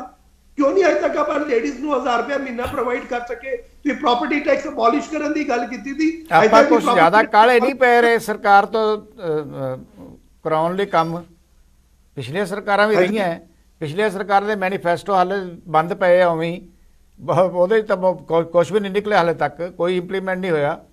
ਸੋ ਇਸ ਕਰਕੇ ਆਪਾਂ ਨੂੰ ਥੋੜਾ ਜਿਹਾ ਇਸ ਗੱਲੋਂ ਇੰਤਜ਼ਾਰ ਵੀ ਕਰਨਾ ਚਾਹੀਦਾ। ਸਰਕਾਰਾਂ ਨੇ ਜੇ ਕੁਝ ਨਹੀਂ ਨਾ ਕੀਤਾ ਸੀ ਮਦਨ ਜੀ, ਉਹਦੇ ਕਾਰਨ ਤੇ ਆਮ ਆਦਮੀ ਪਾਰਟੀ ਨੂੰ ਲੋਕਾਂ ਨੇ ਐਡਾ ਵੱਡਾ ਮੈਂਡੇਟ ਦਿੱਤਾ, ਇਹਨਾਂ ਤੇ ਵਿਸ਼ਵਾਸ ਜਤਾਇਆ। ਤੇ 9 ਮਹੀਨਿਆਂ 'ਚ ਸਾਰਾ ਕੁਝ ਕਿਵੇਂ ਹੋ ਜਾਊਗਾ ਕਪੂਰ ਸਾਹਿਬ? ਆਈਐਸ ਲੌਬੀ ਹੈ। ਮੈਂ ਤੁਹਾਨੂੰ ਅੱਜ ਦੀ ਘਟਨਾ ਹੀ ਦੱਸ ਦਿੰਦਾ ਆ, ਅੱਜ ਦੀ ਘਟਨਾ ਤਾਜ਼ੀ ਦੱਸ ਦਿੰਦਾ ਮੈਂ ਕਪੂਰ ਸਾਹਿਬ। ਅੱਜ ਕੀ ਹੋਇਆ ਕਿ ਕੱਲ ਮਤਲਬ ਇਹਨਾਂ ਨੇ ਇੱਕ ਆਈਐਸ ਅਧਿਕਾਰੀ ਦੇ ਖਿਲਾਫ ਐਫਆਈਆਰ ਦਰਜ ਕੀਤੀ ਵਿਜੀਲੈਂਸ ਨੇ, ਨੀਲਮਾ ਦੇ ਖਿਲਾਫ, ਇਹੀ ਇੰਡਸਟਰੀਅਲ ਪਲਾਟਾਂ ਨੂੰ ਲੈ ਕੇ, ਔਰ ਲਾਭਬੱਧ ਹੋ ਗਏ ਆਈਐਸ ਅਫਸਰ ਕਿ ਸਾਡੇ ਪਰਮਿਸ਼ਨ ਲਏ ਬਿਨਾਂ ਉਹਦੇ ਤੋਂ ਕਿਵੇਂ ਤੁਸੀਂ ਉਹਦੇ ਤੇ ਐਫਆਈਆਰ ਦਰਜ ਕਰਤੀ ਸਰਕਾਰ ਨੇ। ਹੁਣ ਜਦੋਂ ਤੁਸੀਂ ਆਈਐਸ ਅਫਸਰਾਂ ਦੇ ਖਿਲਾਫ ਕਾਰਵਾਈ ਕਰੋਗੇ, ਆਈਐਸ ਅਫਸਰ ਕਿਵੇਂ ਸਾਥ ਦੇਣਗੇ ਸਰਕਾਰ ਦਾ? ਸੋ ਇਹ ਕੋਈ ਸੌਖਾ ਕੰਮ ਤਾਂ ਹੈ ਨਹੀਂ। 9 ਮਹੀਨਿਆਂ ਦੇ ਵਿੱਚ ਆਪਾਂ ਕਹੀਏ ਵੀ ਸਾਰਾ ਕੁਝ ਹੋ ਜੂ, ਉਹ ਤਾਂ ਸੰਭਵ ਨਹੀਂ ਹੈ। ਹਾਂ, ਜਿਹੜੀ ਸਹੀ ਫੀਡਬੈਕ ਹੈਗੀ, ਕਿਉਂਕਿ ਪਿਛਲੀਆਂ ਸਰਕਾਰਾਂ ਦੇ ਕੁਝ ਫਰਜ਼ ਸਨ ਜਿਹੜੇ ਪੂਰੇ ਨਹੀਂ ਕੀਤੇ ਗਏ, ਉਹ ਮਾਮਲੇ ਉਲਝਦੇ ਜ਼ਿਆਦਾ ਉਲਝ ਗਏ। ਸੋ ਇਹਦੇ ਵਿੱਚ ਹੁਣ ਪਿਛਲੇ 10 ਸਾਲ ਸਰਕਾਰ ਰਹੀ ਹੈ ਅਕਾਲੀ ਦਲ ਤੇ ਸ਼੍ਰੋਮਣੀ ਅਕਾਲੀ ਦਲ ਤੇ ਭਾਰਤੀ ਜਨਤਾ ਪਾਰਟੀ ਦੀ। ਜੋਸਨ ਸਾਹਿਬ ਮੰਤਰੀ ਵੀ ਰਹੇ ਹੋਏ ਆ। ਜੋਸਨ ਸਾਹਿਬ, ਆਪਾਂ ਸਾਰਾ ਠੀਕ ਕਰਾਉਣ ਇਸ ਸਰਕਾਰ ਤੇ ਤੋੜਨ ਨੂੰ ਕਿਉਂ ਫਿਰਦੇ ਆ? ਆਪਣੀਆਂ ਜਿਹੜੀਆਂ ਤੁਹਾਡੀਆਂ ਗਲਤੀਆਂ ਜਾਂ ਜੋ ਕੋਈ ਤੁਸੀਂ ਨਹੀਂ ਕੀਤਾ ਉਹਨੂੰ ਕਿਉਂ ਨਹੀਂ ਮੰਨਦੇ? ਗੱਲ ਇਹ ਮਦਨਦੀਪ ਜੀ, ਕਿਉਂਕਿ ਪੰਜਾਬ ਦੇ ਲੋਕਾਂ ਨੇ ਮੈਂਡੇਟ ਹੀ ਇਹਨਾਂ ਨੂੰ ਇਹਨਾਂ ਗੱਲਾਂ ਕਰਕੇ ਦਿੱਤਾ। ਇੱਕ ਹੀ ਲੋਕਾਂ ਦੇ ਵਿੱਚ ਗੱਲਾਂ ਜ਼ਿਆਦਾ ਕਰ ਬੈਠੇ। ਸਰਕਾਰ ਸਾਧਨਾਂ ਤੋਂ ਬਗੈਰ ਕੁਝ ਨਹੀਂ ਕਰ ਸਕਦੀ ਤੇ ਸਾਧਨ ਨਿਰੇ ਅਸੀਂ ਕਰਜ਼ੇ ਤੇ ਜੇ ਡਿਪੈਂਡ ਰਵਾਂਗੇ ਤੇ ਮੈਂ ਕਹਿੰਦਾ ਕਿ ਜ਼ਿਆਦਾ ਦੇਰ ਉਹ ਗੱਲਾਂ ਤੇ ਯਾਰ ਜਿਹੜੀਆਂ ਗੱਲਾਂ ਅਸੀਂ ਕਮਿਟਮੈਂਟ ਕੀਤੀਆਂ ਨੇ ਲੋਕਾਂ ਦੇ ਨਾਲ, ਪੈਦਾ ਕਰਨੇ ਕਿੱਥੋਂ ਪੈਦਾ ਕਰਨੇ ਆ? ਸਾਧਨ ਇਹ ਗਵਰਨਮੈਂਟ ਦੀ ਡਿਊਟੀ ਬਣਦੀ ਹੈ। ਗਵਰਨਮੈਂਟ ਨੇ ਜੇ ਲੋਕਾਂ ਦੇ ਨਾਲ 1000 ਰੁਪਇਆ ਹਰ ਵੂਮਨ ਦੇ ਵਾਸਤੇ ਇਹਨਾਂ ਨੇ ਕਿਹਾ ਕਿ ਸਾਡੀ ਜਿਹੜੀ ਪਹਿਲੀ ਕੈਬਨਿਟ ਦੀ ਮੀਟਿੰਗ ਹੋਏਗੀ ਔਰ ਉਹਦੇ ਚ ਅਸੀਂ ਇਹਨੂੰ ਲਾਗੂ ਕਰ ਦੇਣਾ ਹੈ। ਹੋਰ ਬੜੀਆਂ ਗੱਲਾਂ ਕੀਤੀਆਂ ਨੇ, ਕਿਉਂਕਿ ਜਿੰਨੇ ਜਿਹੜੇ ਬੇਰੁਜ਼ਗਾਰ ਬੱਚੇ ਫਿਰਦੇ ਨੇ ਉਹਨਾਂ ਨੂੰ ਅਸੀਂ ਇੰਨਾ ਵਜ਼ੀਫਾ ਚਾਲੂ ਕਰ ਦਿਆਂਗੇ ਪਹਿਲੀ ਕੈਬਨਿਟ ਮੀਟਿੰਗ ਦੇ ਵਿੱਚ। ਤੇ ਗੱਲ ਉਨੀ ਕੁ ਕਰਨੀ ਚਾਹੀਦੀ ਜਿੰਨੀ ਕੁ ਅਸੀਂ ਕਰ ਸਕਦੇ ਹਾਂ। ਅੱਜ ਵੀ ਮੈਂ ਕਹਿੰਦਾ ਕਿ ਪਬਲਿਸਿਟੀ ਤੋਂ ਬਗੈਰ ਕੋਈ ਕੰਮ ਨਹੀਂ ਕਰ ਰਹੇ। ਚਾਹੇ ਪੁਰਾਣੀ ਗਵਰਨਮੈਂਟ ਨੇ ਉਸ ਵੇਲੇ ਐਡਵਰਟਾਈਜ਼ਮੈਂਟ ਕੀਤੀਆਂ ਉਹਦੇ ਵਾਸਤੇ ਜੋ ਇਹਨਾਂ ਨੇ ਫਾਈਨਾਂਸ ਦਾ ਪੁਰਾਣੀ ਗਵਰਨਮੈਂਟ ਨੇ ਰੱਖਿਆ ਸੀ, ਤੇ ਇਵੇਂ ਜਿਹੜੀਆਂ ਕਹਿ ਦੇਣਾ ਕਿ 25000 ਬੰਦੇ ਨੂੰ ਅਸੀਂ ਨੌਕਰੀ ਦੇ ਦਿੱਤੀ, ਨਵੀਆਂ ਨੂੰ ਅਸੀਂ ਨੌਕਰੀ ਦੇ ਰਹੇ ਹਾਂ। ਤੇ ਜੇ ਪੰਜਾਬ ਦੇ ਵਿੱਚ ਨੌਕਰੀ ਮਿਲਦੀ ਹੁੰਦੀ ਤਾਂ ਨਿਤ ਰੋਜ਼ ਜਿਹੜੇ ਇੰਨੇ ਲੋਕ ਜਿਹੜੇ ਵਿਦੇਸ਼ਾਂ ਨੂੰ ਜਾ ਰਹੇ ਨੇ, ਕਿਸੇ ਦੇ ਕੋਲ ਕੋਈ ਇੱਕ ਬੱਚਾ, ਕਿਸੇ ਦੇ ਕੋਲ 2 ਬੱਚੇ ਨੇ, ਲੋਕਾਂ ਦੇ ਕੋਲ ਇੱਥੇ ਜੇ ਰੁਜ਼ਗਾਰ ਮਿਲਦਾ ਹੋਵੇ ਤਾਂ ਮੈਂ ਕਹਿੰਦਾ ਕਿ ਕਿਸੇ ਦਾ ਵੀ ਦਿਲ ਨਹੀਂ ਕਰਦਾ ਕਿ ਅਸੀਂ ਜਾ ਕੇ ਆਪਣੇ ਬੱਚਿਆਂ ਨੂੰ ਜਿਹੜੇ ਉੱਥੇ ਬਾਹਰ ਜਾ ਕੇ ਉਹਨਾਂ ਨੂੰ ਛੱਡੀਏ, ਸਾਡੇ ਕੋਲ ਨਾ ਰਹਿਣ। ਕਿਉਂਕਿ ਹਰ ਮਾਂ-ਬਾਪ ਦੀ ਦਿਲ ਕਰਦਾ ਕਿ ਜਦੋਂ ਅਸੀਂ ਬਜ਼ੁਰਗ ਹੋ ਜਾਈਏ ਤੇ ਸਾਡੇ ਬੱਚੇ, ਕਿਉਂਕਿ ਸਾਡੀ ਪੰਜਾਬੀਆਂ ਦੀ ਟ੍ਰੈਡੀਸ਼ਨ ਰਹੀ ਪੁਰਾਣੇ ਸਮੇਂ ਦੇ ਵਿੱਚ ਕਿ ਮਾਂ-ਬਾਪ ਦੀ ਸੇਵਾ ਕਰੀਏ। ਅੱਜ ਪੰਜਾਬ ਤਾਂ ਮਦਨਦੀਪ ਜੀ ਖਾਲੀ ਹੁੰਦਾ ਜਾ ਰਿਹਾ। ਪੰਜਾਬ ਦੇ ਅੱਗੇ ਸ਼ਹਿਰਾਂ ਦੇ ਵਿੱਚ ਜਾਂ ਦੁਆਬੇ ਤੇ ਗੱਲ ਕਰਦੇ ਸੀ ਮਾਝੇ ਦੀ, ਆ ਮਾਲਵੇ ਦੇ ਵਿੱਚ ਚਲੇ ਜਾਓ, ਕਈ ਪਿੰਡਾਂ ਦੇ ਜਾਈਦਾ, ਕਿਤੇ ਕਹਿੰਦੇ ਨੇ ਕਿ 1 ਸਾਲ ਦੇ ਵਿੱਚ 100 ਬੱਚਾ ਚਲਾ ਗਿਆ। ਉਹ ਬੱਚੇ ਕਿਹੜੇ ਗਏ ਨੇ ਜੋ ਤੁਸੀਂ ਗੱਲ ਕੀਤੀ? ਕਿਉਂਕਿ ਕੋਈ ਇਹਨਾਂ ਦੀ ਪਿੰਡਾਂ ਦੇ ਵਾਸਤੇ ਕੋਈ ਠੋਸ ਇਹਨਾਂ ਦੀ ਨੀਤੀ ਨਹੀਂ ਕਿ ਪਿੰਡਾਂ ਦੇ ਵਿੱਚੋਂ ਅਸੀਂ ਕਿੰਨਾ ਕੁ ਰੁਜ਼ਗਾਰ ਬੱਚਿਆਂ ਨੂੰ ਦੇਣਾ ਚਾਹੀਦਾ, ਕਿੰਨੇ ਕੁ ਜਿਹੜੇ ਅਨਐਮਪਲਾਇਡ ਫਿਰਦੇ ਨੇ। ਔਰ ਬਾਰਡਰ ਤੇ ਖਾਸ ਤੌਰ ਤੇ, ਕਿਉਂਕਿ ਜੋ ਸਾਡਾ ਪਾਕਿਸਤਾਨ ਦੇ ਨਾਲ ਬਾਰਡਰ ਜਿਹੜਾ ਰਲਦਾ ਹੈ, ਉਹਦੇ ਵਾਸਤੇ ਕੋਈ ਠੋਸ ਪਾਲਿਸੀ ਬਣਾਈਏ, ਉਹਨਾਂ ਬੱਚਿਆਂ ਨੂੰ ਉਤਸ਼ਾਹ ਕਰੀਏ ਤਾਂ ਜੋ ਕਿ ਦੇਸ਼ ਦੇ ਚੰਗੇ ਮਾਹੌਲ ਦੇ ਵਾਸਤੇ ਤੇ ਪੰਜਾਬ ਦੇ ਚੰਗੇ ਮਾਹੌਲ ਦੇ ਵਾਸਤੇ ਉਹਨਾਂ ਦੇ ਕੋਲ ਵੀ ਸਾਧਨ ਸੰਪੰਨ ਹੋਣ ਔਰ ਉਹ ਲੋਕ ਜਿਹੜੀ ਦੇਸ਼ ਦੀ ਏਕਤਾ ਅਖੰਡਤਾ ਦੇ ਵਾਸਤੇ ਔਰ ਮਾੜੇ ਜੋ ਹਾਲਾਤ ਨੇ ਉਹਨਾਂ ਦੇ ਨਾਲ ਹੋਰ ਡਟ ਕੇ ਮੁਕਾਬਲਾ ਕਰ ਸਕਣ। ਮੈਂ ਇੰਨੀ ਬੇਨਤੀ ਕਰਨਾ ਚਾਹਨਾ ਕਿ ਅੱਛੀ ਗੱਲ ਹੈ ਰੁਜ਼ਗਾਰ ਦੇਣ ਬਹੁਤ, ਕਿਉਂਕਿ ਗਵਰਨਮੈਂਟ ਦੀ ਡਿਊਟੀ ਬਣਦੀ, ਪਰ ਨਿਰੀ ਅਸੀਂ ਪਕੌੜੇ ਐਵੇਂ ਪਕਾਈ ਜਾਂਦੇ ਥੁੱਕਾਂ ਦੇ ਨਾਲ, ਉਹਦੇ ਨਾਲ ਕੋਈ ਗੱਲ ਨਹੀਂ ਬਣਦੀ। ਜਿਸ ਤਰੀਕੇ ਦੇ ਨਾਲ ਇਹ ਗਵਰਨਮੈਂਟ ਇਹ ਚਾਹੁੰਦੀ ਕਿ ਅਸੀਂ ਆਹ ਕਰਤਾ ਠੀਕ ਹੈ, ਜਦੋਂ ਕਰ ਲੈਣਗੇ ਤਾਂ ਲੋਕਾਂ ਦੇ ਚਾਪੇ ਹੀ ਪਤਾ ਲੱਗ ਜਾਏਗਾ। ਇਹਨਾਂ ਦੇ ਵਿੱਚ ਕੋਈ ਜ਼ਿਆਦਾ ਉਸ ਵੇਲੇ ਕਹਿਣ ਦੀ ਲੋੜ ਨਹੀਂ ਹੁੰਦੀ। ਜਿਹੜੀ ਗਵਰਨਮੈਂਟ ਜਿਹੜੀ ਕਰਦੀ ਉਹ ਹਮੇਸ਼ਾ ਬਾਅਦ ਦੇ ਵਿੱਚ ਉਹਦੀ ਗੱਲਾਂ ਕਰਦੇ ਨੇ। ਗਗਨਦੀਪ ਜੀ, ਇੱਕ ਗੱਲ ਤਾਂ ਹੈਗੀ ਹੈ ਜਿਹੜੀ ਜੋਸਫ ਸਾਹਿਬ ਗੱਲ ਕਰ ਰਹੇ ਆ ਜਾਂ ਸੁਖਦੇਵ ਸਿੰਘ ਨੇ ਵੀ ਗੱਲ ਕੀਤੀ ਹੈ ਕਿ ਸਭ ਤੋਂ ਪਹਿਲਾਂ ਲਾਲ ਡਾਲਰ ਇਹਨਾਂ ਦੇ ਕੋਲੋਂ ਠੀਕ ਹੋਣਾ ਕਿ ਨਹੀਂ ਹੋਣਾ। ਹੁਣ ਤਾਂ ਜਿਹੜੇ ਬਿਊਰੋਕਰੇਟਸ ਨੇ ਵੀ ਕਹਿਣਾ ਚਾਲੂ ਕਰਤਾ ਕਿ ਇਹਨਾਂ ਕੋਲੋਂ ਲਾਲ ਡਾਲਰ ਸ਼ਾਇਦ ਠੀਕ ਹੀ ਨਾ ਹੋਏ, ਤੇ ਜੇ ਲਾਲ ਡਾਲਰ ਹੀ ਪੰਜਾਬ ਦਾ ਨਹੀਂ ਠੀਕ ਹੋਏਗਾ ਤੇ ਕੌਣ ਇੱਥੇ ਇੰਡਸਟਰੀ ਲਾਏਗਾ? ਆ ਜਿੰਨੇ ਜਿਹੜੇ ਮੇਰੇ ਬੀਜੇਪੀ ਵਾਲੇ ਮੇਰੇ ਦੋਸਤ ਨੇ ਗੱਲ ਕੀਤੀ ਕਿ 2,30,000 ਕਰੋੜ ਰੁਪਏ ਦੀ ਜਾ ਕੇ ਯੂਪੀ ਦੇ ਚੀਫ ਮਿਨਿਸਟਰ ਸਾਹਿਬ ਦੇ ਨਾਲ ਸਾਡੇ ਇੰਡਸਟਰੀਜ਼ ਜਾਣ, ਉਹ ਪਤਾ ਨਹੀਂ ਉਹਨਾਂ ਨੇ ਉੱਥੇ ਨਵੀਂ ਲਾਣੀ ਕਿਹਾ ਜਿਹੜੀ ਸਾਡੇ ਪੰਜਾਬ ਦੇ ਵਿੱਚ ਖੜੀ ਹੈ, ਇਹਨੂੰ ਪੱਟ ਕੇ ਲੈ ਕੇ ਜਾਣਾ। ਪੰਜਾਬ ਤਾਂ ਬੜੀ ਤਰਸਾਂਦੀ ਦੇ ਵੱਲ ਜਾ ਰਿਹਾ। ਬਿਲਕੁਲ ਕੋਈ ਸ਼ੱਕ ਵਾਲੀ ਗੱਲ ਨਹੀਂ, ਇਹਨਾਂ ਨੂੰ ਇੰਡਸਟਰੀ ਲੈ ਕੇ ਆਣੀ ਚਾਹੀਦੀ। ਗਵਰਨਮੈਂਟ ਕੁਝ ਨਹੀਂ ਕਰ ਸਕਦੀਆਂ। ਗਵਰਨਮੈਂਟ ਕੋਈ 2 ਲੱਖ ਬੰਦੇ ਨੂੰ ਦੇ ਦੇਗੀ ਨੌਕਰੀ, 4-5 ਸਾਲ ਲੱਗੀ ਰਹੇਗੀ ਤਗੜੀ ਹੋ ਕੇ। ਜਿੰਨਾ ਚਿਰ ਜਿਹੜੇ ਵਸੀਲੇ ਨਹੀਂ ਪੈਦਾ ਜਾਂਦੇ, ਇੰਡਸਟਰੀ ਵਗੈਰਾ ਹੋਰ ਲਿਆ ਕੇ ਐਕਸਪੈਂਡ ਨਹੀਂ ਕੀਤੀ ਜਾਂਦੀ, ਲੋਕਾਂ ਨੂੰ ਅਨਕਰਜ ਨਹੀਂ ਕੀਤਾ ਜਾਂਦਾ, ਉਹਨਾਂ ਚਿਰ ਕਦੇ ਵੀ ਜਿਹੜੀ ਪੂਰੀ ਐਮਪਲੋਇਮੈਂਟ ਨਹੀਂ ਮਿਲ ਸਕਦੀ ਔਰ ਲੋਕ ਹਮੇਸ਼ਾ ਦੇ ਗੱਲ ਇਹ ਆ ਇਹ ਤੁਹਾਡੀ ਗੱਲਾਂ ਠੀਕ ਹੈ। ਗਗਨਦੀਪ ਸਿੰਘ ਜੀ, ਜਿਹੜੇ ਪਿੰਡੂ ਹਲਕੇ ਆ ਖਾਸ ਕਰਕੇ ਮੈਂ ਜਿਨ੍ਹਾਂ ਦੀ ਵਾਰ-ਵਾਰ, ਕਿਉਂਕਿ ਅਸੀਂ ਵੇਖਦੇ ਹਾਂ ਜਿਹੜੇ ਅੰਕੜੇ ਪੇਸ਼ ਕੀਤੇ ਜਾਂਦੇ ਨਾ ਬੇਰੁਜ਼ਗਾਰੀ ਦੇ, ਉਹ ਵੱਖ-ਵੱਖ ਖੇਤਰਾਂ ਨੂੰ ਮੁੱਖ ਰੱਖ ਕੇ ਕੀਤੇ ਜਾਂਦੇ। ਮਿਸਾਲ ਦੇ ਤੌਰ ਤੇ ਸ਼ਹਿਰੀ ਬੇਰੁਜ਼ਗਾਰੀ ਕਿੰਨੀ ਹੈ, ਪੇਂਡੂ ਬੇਰੁਜ਼ਗਾਰੀ ਕਿੰਨੀ ਹੈ। ਪੰਜਾਬ ਦੀ ਇੱਕ ਬੜੀ ਵੱਡੀ ਸਮੱਸਿਆ ਕਿ ਪੰਜਾਬ ਪਿੰਡਾਂ 'ਚ ਵਸਦਾ ਆ ਔਰ ਪਿੰਡਾਂ ਵੱਲ ਕੋਈ ਵੀ ਸਰਕਾਰ ਉਸ ਤਰ੍ਹਾਂ ਧਿਆਨ ਨਹੀਂ ਦਿੰਦੀ, ਨਾ ਬੇਰੁਜ਼ਗਾਰੀ ਵੱਲ, ਨਾ ਸਿੱਖਿਆ ਵੱਲ, ਨਾ ਸਿਹਤ ਵੱਲ, ਜਿਵੇਂ ਦੇਣਾ ਚਾਹੀਦਾ ਆ। ਤੁਹਾਡੀ ਸਰਕਾਰ ਨੇ ਵੀ ਹਾਲੇ ਤੱਕ ਕੋਈ ਇਸ ਤਰ੍ਹਾਂ ਦੀ ਸਾਡੇ ਸਾਹਮਣੇ ਨੀਤੀ ਨਹੀਂ ਰੱਖੀ ਜਿਹਦੇ ਤੋਂ ਪਤਾ ਲੱਗੇ ਕਿ ਪੇਂਡੂ ਖੇਤਰਾਂ ਵਿੱਚ ਬੇਰੁਜ਼ਗਾਰੀ ਨੂੰ ਖਤਮ ਕਰਨ ਵਾਸਤੇ ਇਹ ਸਰਕਾਰ ਕੀ ਕੰਮ ਕਰ ਰਹੀ ਹੈ, ਕਿਉਂਕਿ ਹਾਲੇ ਤੱਕ ਕੋਈ ਨੀਤੀ ਤਾਂ ਤੁਹਾਡੇ ਸਾਹਮਣੇ ਆਈ ਨਹੀਂ। ਐਲਾਨ ਆ ਰਹੇ ਆ, ਕੈਬਨਿਟ ਫੈਸਲੇ ਕਰ ਰਹੀ ਹੈ, ਠੀਕ ਹੈ, ਨਿਯੁਕਤੀਆਂ ਪੱਤਰ ਵੀ ਦਿੱਤੇ ਜਾ ਰਹੇ ਆ, ਪਰ ਕੋਈ ਨੀਤੀ ਹੋਵੇ ਵੀ ਆਹ ਨੀਤੀ ਜਿਹੜੀ ਹੈ ਇਹ ਇਸ ਤਰ੍ਹਾਂ ਅਸੀਂ ਬੇਰੁਜ਼ਗਾਰੀ ਖਤਮ ਕਰਨੀ ਹੈ, ਉਸ ਤਰ੍ਹਾਂ ਦੀ ਕੋਈ ਨੀਤੀ ਸਾਹਮਣੇ ਨਹੀਂ ਆ ਰਹੀ। ਇਹਦੇ ਕੀ ਕਾਰਨ ਨੇ? ਸਰ, ਜਿਹੜਾ ਐਗਰੀਕਲਚਰ ਸੈਕਟਰ ਹੈ ਮਤਲਬ ਰੂਰਲ ਏਰੀਆਜ਼ ਦੇ ਵਿੱਚ ਸਾਨੂੰ ਉਹਨੂੰ ਟਰਾਂਸਫਾਰਮ ਕਰਨਾ ਪੈਣਾ। ਉਹਦੇ ਵਾਸਤੇ ਮਤਲਬ ਸਾਡੀ ਜਿਹੜੀ ਸਰਕਾਰ ਹੈ we are trying to transform agriculture sector by bringing a new policy. ਨਵੀਂ new policy it is on the annual, ਬਹੁਤ ਜਲਦੀ ਪਾਲਿਸੀ ਆ ਰਹੀ ਹੈ। ਉਹਦੇ ਵਿੱਚ ਅਸੀਂ agriculture as a service promote ਕਰ ਰਹੇ ਹਾਂ ਤਾਂ ਕਿ ਉਹਨੂੰ ਅਸੀਂ ਐਗਰੀਕਲਚਰ ਨੂੰ ਅੱਜ ਤੱਕ ਹਮੇਸ਼ਾ ਪ੍ਰਾਇਮਰੀ ਸੈਕਟਰ ਮੰਨਿਆ ਹੈਗਾ ਕਿ ਜਿਹੜਾ ਕਿਸਾਨ ਆ ਉਹ ਅਨਾਜ ਬੀਜੇ ਉਹਨੂੰ ਵੇਚੇ ਪ੍ਰਾਇਮਰੀ ਸੈਕਟਰ ਦੀ ਤਰ੍ਹਾਂ। ਹੁਣ ਅਸੀਂ ਕੀ ਕਰ ਰਹੇ ਹਾਂ, we basic planning is to create agriculture as a service ਤਾਂ ਕਿ ਜਿਹੜਾ ਕਿਸਾਨ ਹੈ ਉਹਦੇ ਨਾਲ ਜਿਹੜੇ ਲੋਕਾਂ ਨੇ MBA ਕੀਤੀ ਹੋਈ ਹੈ, ਕੋਈ BCom ਪੜ੍ਹੇ ਹੋਏ ਲੋਕ ਨੇ, ਉਹ ਪਿੰਡਾਂ ਦੇ ਵਿੱਚ ਜਾ ਕੇ ਉਹਨਾਂ ਦੇ ਛੋਟੇ-ਛੋਟੇ ਵੈਂਚਰਸ ਜਿਹੜੇ ਨੇ ਉਹ ਸਟਾਰਟ ਕਰਨ, ਉੱਥੇ ਹੀ ਫੂਡ ਨੂੰ ਪ੍ਰੋਸੈਸ ਕਰਨ, ਉੱਥੇ ਹੀ ਵੇਚਣ। IT ਇੰਡਸਟਰੀ ਵੀ ਉਹਨਾਂ ਦੇ ਨਾਲ ਕੋ-ਜੁਆਇਨ ਹੋਵੇ। Sir, this is on the annual. ਇਸ ਡਾਇਰੈਕਸ਼ਨ ਦੇ ਵਿੱਚ ਕੰਮ ਹੋਊਗਾ। ਤੁਸੀਂ ਮੈਨੂੰ ਡਾਇਰੈਕਸ਼ਨ ਪੁੱਛੀ ਸੀ ਕੀ ਸਾਡੀ ਸੋਚ ਹੈ, ਸਾਡੀ ਪਾਰਟੀ ਦੀ ਉਹ ਸੋਚ ਬਾਰੇ ਸਰ ਮੈਂ ਤੁਹਾਨੂੰ ਦੱਸਦਾ ਹੈਗਾ। ਬਾਕੀ ਸਰ ਜੇ ਆਪਾਂ ਗੱਲ ਕਰਦੇ ਆ, ਇਹ ਕਹਿ ਰਹੇ ਨੇ ਕਿ ਪੰਜਾਬ ਦੇ ਵਿੱਚ ਅਨਇੰਪਲੋਇਮੈਂਟ ਰੇਟ ਕਿੰਨਾ ਹੈਗਾ ਤੇ ਇੰਡੀਆ ਦੇ ਵਿੱਚ ਕਿੰਨਾ। ਮੈਂ ਸਰ ਇਹਨਾਂ ਨੂੰ ਦੱਸ ਦੇਣਾ ਚਾਹੁੰਦਾ ਹੈ ਕਿ ਇੰਡੀਆ ਲੈਵਲ ਦੇ ਉੱਤੇ ਅੱਜ ਦੀ ਰੇਟ ਦੇ ਵਿੱਚ 13% ਅਨਇੰਪਲੋਇਮੈਂਟ ਰੇਟ ਹੈ ਤੇ ਇੰਡੀਆ ਦੇ ਲੈਵਲ ਤੇ ਕੰਪੈਰੀਜ਼ਨ, ਜੇ ਆਪਾਂ ਪੰਜਾਬ ਦਾ ਕੰਪੈਰੀਜ਼ਨ ਕਰੀਏ, ਉਹ ਥੋੜਾ ਘਟ ਰਿਹਾ ਸਰ। ਪਿਛਲੇ 4-5 ਮਹੀਨਿਆਂ ਦੇ ਵਿੱਚ ਉਹ ਘਟਿਆ। ਇਹ ਨੀਤੀ ਆਯੋਗ ਨੇ ਕਲੈਰੀਫਾਈ ਕੀਤਾ ਇਸ ਚੀਜ਼ ਨੂੰ ਕਿ ਪੰਜਾਬ ਦੇ ਵਿੱਚ ਇੰਪਲੋਇਮੈਂਟ ਰੇਟ ਬੈਟਰ ਹੈਗਾ, ਬਿਕੋਜ਼ ਸਾਡੇ ਕੋਲੇ ਇੱਥੇ ਐਗਰੀਕਲਚਰ ਸੈਕਟਰ ਹੈਗਾ ਤੇ ਜਿਹੜਾ ਸਾਡਾ ਯੂਥ ਹੈ, ਮੈਂ ਮੰਨ ਰਿਹਾ ਕਿ ਬਾਹਰ ਜਾ ਰਿਹਾ, ਪਰ ਜੇ ਤੁਸੀਂ ਓਵਰਆਲ ਇੰਡੀਆ ਦੀ ਵੀ ਗੱਲ ਦੇਖੋ ਨਾ, ਹਿੰਦੁਸਤਾਨ ਦੇ ਵਿੱਚ ਹਰ ਸਾਲ 25 ਲੱਖ ਜਣਾ ਹਿੰਦੁਸਤਾਨ ਦੀ ਨਾਗਰਿਕਤਾ ਛੱਡ ਕੇ ਇਹਦੇ ਚ ਨਾ ਨਾਗਰਿਕਤਾ ਗਗਨਦੀਪ ਹੁਣੀ ਗੱਲ ਕਰ ਰਿਹਾ, ਮੈਂ ਇਹਦੇ ਚ ਇੱਕ ਵਾਅਦਾ ਕਰਨਾ ਚਾਹੁੰਦਾ ਆ। ਇਹ ਠੀਕ ਗੱਲ ਕਰ ਰਿਹਾ, ਕਿਉਂਕਿ ਜੇ ਅਸੀਂ 16 ਦੇ ਆંકੜੇ ਲਈਏ ਨਾ, 16 ਦੇ 2016 ਦੇ, ਤਾਂ ਉਦੋਂ ਜਿਹੜਾ ਪੰਜਾਬ ਆ ਉਹ ਬਿਹਾਰ ਦੇ ਨਾਲ ਖੜਾ ਸੀ ਬੇਰੁਜ਼ਗਾਰੀ ਦੇ ਮਾਮਲੇ 'ਚ, ਔਰ ਅੱਜ ਜਿਹੜਾ ਹੈ ਪੰਜਾਬ ਕਾਫੀ ਹੱਦ ਤੱਕ ਠੀਕ ਹੈ ਬਾਕੀ ਸੂਬਿਆਂ ਨਾਲੋਂ।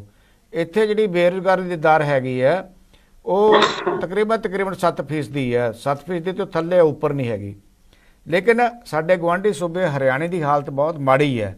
ਲੇਕਿਨ ਇਹਦੇ ਵਿੱਚ ਇਹ ਤਾਂ ਅਸੀਂ ਗੱਲ ਕਰ ਰਹੇ ਹਾਂ ਗਗਨਦੀਪ, ਜਿਹੜੀ ਤੁਸੀਂ ਗੱਲ ਕਰ ਰਹੇ ਹੋ ਨਾ ਪੇਂਡੂ ਹਲਕਿਆਂ ਦੇ ਵਿੱਚ ਤੁਸੀਂ ਕੀ ਕਰਨ ਜਾ ਰਹੇ ਹੋ, ਨੀਤੀ ਦੀ ਗੱਲ ਕਰ ਰਹੇ ਹੋ, ਇਹ ਨੀਤੀ ਸ਼ਾਇਦ ਤੁਹਾਨੂੰ ਹਾਲੇ ਕਲੀਅਰ ਨਹੀਂ ਹੈ, ਜਾਂ ਜੇ ਇਹ ਨੀਤੀ ਹੈ ਤਾਂ ਮੇਰਾ ਖਿਆਲ ਹੈ ਵੀ ਇਹਦੇ ਵਿੱਚ ਤੁਹਾਨੂੰ ਹਾਲੇ ਬੜਾ ਕੁਝ ਸੋਧਣਾ ਪਏਗਾ, ਕਿਉਂਕਿ ਸ਼ੁਰੂ ਤੋਂ ਲੈ ਕੇ ਅੱਜ ਤੱਕ ਜਿਹੜੀ ਗੱਲ ਚੱਲ ਰਹੀ ਹੈ ਕਿ ਛੋਟੇ ਇੰਡਸਟਰੀਅਲ ਯੂਨਿਟ ਜਿਹੜੇ ਐਗਰੀਕਲਚਰ ਬੇਸਡ ਹੋਣ, ਉਹ ਪਿੰਡਾਂ ਦੇ ਵਿੱਚ ਜਦ ਤੱਕ ਸਥਾਪਿਤ ਨਹੀਂ ਕੀਤੇ ਜਾਂਦੇ, ਜਦ ਤੱਕ ਸ਼ਹਿਰੋਂ ਇੰਡਸਟਰੀ ਨੂੰ ਪਿੰਡਾਂ ਦੇ ਵਿੱਚ ਛੋਟੇ ਯੂਨਿਟਾਂ 'ਚ ਤਬਦੀਲ ਨਹੀਂ ਕੀਤਾ ਜਾਂਦਾ। ਜਿਵੇਂ ਅਸੀਂ ਲੁਧਿਆਣੇ ਦੇ ਵਿੱਚ ਵੂਲਨ ਇੰਡਸਟਰੀ ਡਿਵੈਲਪ ਕੀਤੀ ਸੀ ਕਿਸੇ ਜ਼ਮਾਨੇ, ਜੇ ਉਸ ਤਰ੍ਹਾਂ ਪੇਂਡੂ ਖੇਤਰਾਂ ਦੇ ਵਿੱਚ ਇਹਨੂੰ ਨਹੀਂ ਲੈ ਕੇ ਜਾਇਆ ਜਾਂਦਾ ਤਾਂ ਸੰਭਵ ਹੀ ਨਹੀਂ ਕਿ ਅਸੀਂ ਉਹਨਾਂ ਨੂੰ ਸਹੀ ਤਰੀਕੇ ਨਾਲ ਰੁਜ਼ਗਾਰ ਦੇ ਸਕਦੇ ਹਾਂ।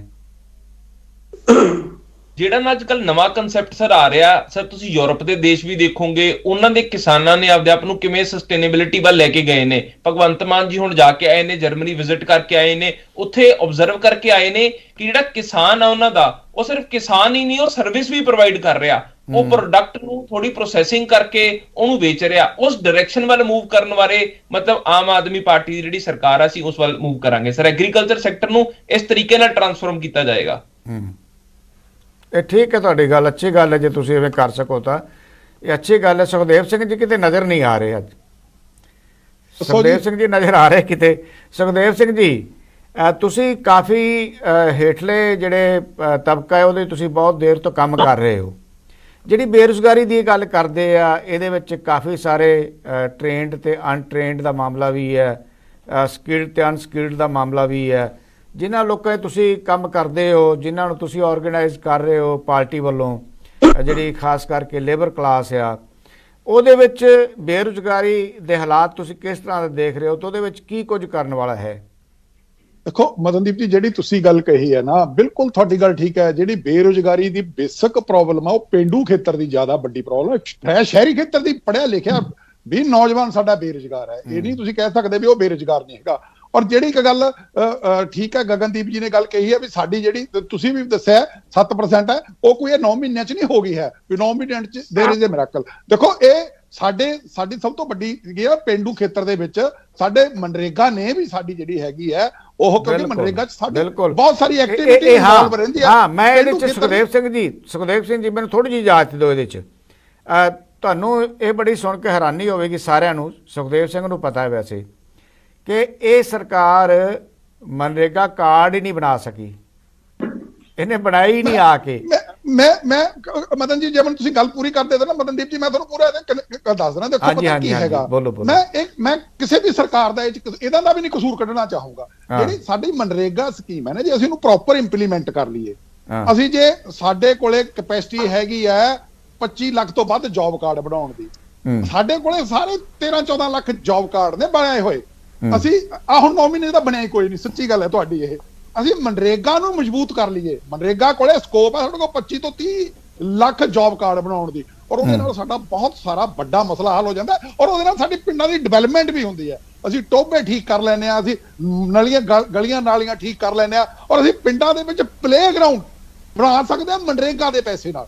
ਪਰ ਅਸੀਂ ਇੱਥੇ ਬਣਵਾਏ ਨੇ ਪਿੰਡਾਂ ਦੇ ਵਿੱਚ, ਅਸੀਂ ਨਾ ਬੈਸਟ ਪਲੇਗਰਾਊਂਡ ਬਣਾ ਸਕਦੇ ਆ। ਪਿੰਡਾਂ ਕੋਲੇ ਜ਼ਮੀਨ ਹੈਗੀ ਹੈ, ਮਨਰੇਗਾ ਅਲਾਓ ਕਰਦੀ ਹੈ, ਅਸੀਂ ਉਹਨੂੰ ਵਧੀਆ ਢੰਗ ਨਾਲ ਉਹ ਕਰ ਸਕੀਏ। ਦੂਜੀ ਗੱਲ ਸਾਡੀ ਜਿਹੜੀ ਮੈਂ ਇੱਕ ਗੱਲ ਤੁਸੀਂ ਮੈਨੂੰ ਪੁੱਛਿਆ ਨਾ ਵੀ ਤੁਸੀਂ ਉੱਥੇ, ਸਾਡੀ ਜਿਹੜੀ ਬੇਰੁਜ਼ਗਾਰੀ ਦਰ ਪਿੰਡਾਂ ਦੇ ਵਿੱਚੋਂ ਸਿਰਫ ਇਸ ਕਰਕੇ ਵੀ ਥੋੜੀ ਜੀ ਘਟ ਜਾਂਦੀ ਹੈ ਵੀ ਸਾਡੇ ਜਿਹੜੇ 2 ਸੀਜ਼ਨ ਆਉਂਦੇ ਨੇ ਨਾ, ਹਾੜੀ ਤੇ ਸੌਣੀ, ਸਾਡੀ ਜਿਹੜੀ ਲੇਬਰ ਉਹ ਮੈਕਸਿਮਮ ਜਿਹੜੀ ਪੱਲੇਦਾਰੀ ਕਰਦੀ ਉਹ ਪੰਜਾਬੀ ਕਰਦੀ ਹੈ, ਬਾਹਰੋਂ ਨਹੀਂ ਉਹ ਆ ਕੇ ਕਰਦੇ। ਉਹ ਬਾਕੀ ਸਾਡੀ ਜਿਹੜਾ ਲੇਬਰ ਜੌਬ ਹੈ ਸ਼ਹਿਰਾਂ ਚ ਆ ਕੇ ਜਿਹੜਾ ਹੁੰਦਾ ਉਹ ਬਾਹਰੋਂ ਆ ਕੇ ਕਰਦਾ, ਪਰ ਜਿਹੜੀ ਸਾਡੀ ਪੱਲੇਦਾਰੀ ਹੈ ਨਾ ਇਹ ਟੋਟਲੀ 90% ਸਾਡਾ ਲੋਕਲ ਬੰਦਾ ਉਹ ਪਿੱਠ ਤੇ ਬੋਰੀ ਚੱਕਦਾ, ਉਹ ਸਾਡਾ ਪੰਜਾਬੀ ਹੈ। ਅਗਲੀ ਗੱਲ ਮੈਂ ਜਿਹੜੇ ਹੁਣ ਇਹ ਜੇ ਆਪਾਂ ਇਹ ਗੱਲ ਤੁਸੀਂ ਇਸ ਤੇ ਕਰ ਲਈ, ਪਰ ਮੈਂ ਨਾ ਇੱਕ ਗੱਲ ਮੈਂ ਗਗਨ ਜੀ ਦਾ ਇੱਕ ਧਿਆਨ ਦਿਵਾਉਣਾ ਚਾਹੂੰਗਾ ਉਹ ਪੰਜਾਬ ਦੀ ਬਿਹਤਰੀ ਵਾਸਤੇ। ਦੇਖੋ ਆਪਾਂ ਪੰਜਾਬ ਨੂੰ ਅਡਹੌਕ ਸਿਸਟਮ ਤੇ ਨਾ ਚਲਾਈਏ। ਅੱਜ ਪੰਜਾਬ ਦੀ ਸਭ ਤੋਂ ਵੱਡੀ ਜ਼ਰੂਰਤ, ਸਭ ਤੋਂ ਵੱਡੀ ਸਨਅਤ ਜਿਨ੍ਹਾਂ ਨੇ ਇਹਨਾਂ ਨੇ ਆ ਕੇ ਕਿਹਾ ਵੀ ਉਦੋਂ ਕੱਟ ਲੱਗਦੇ ਸੀ, ਉਦੋਂ ਵੀ ਲੱਗੇ, ਮੈਂ ਉਸ ਗੱਲ 'ਚ ਨਹੀਂ ਜਾਣਾ। ਅੱਜ ਸਾਡਾ ਜਿਹੜਾ ਬਿਜਲੀ ਬੋਰਡ ਟੋਟਲ PSPCL ਉਹਦਾ CM ਇਹਦੇ ਤੇ ਆਪਾਂ ਗੱਲ ਬਾਅਦ ਚ ਕਰਾਂਗੇ ਕਿਉਂਕਿ ਟਾਈਮ ਬੜਾ ਥੋੜਾ ਹੈ। ਮੈਂ ਸਾਡੀ ਰੁਜ਼ਗਾਰ ਨਾਲ ਸੰਬੰਧਿਤ ਗੱਲ ਹੈ।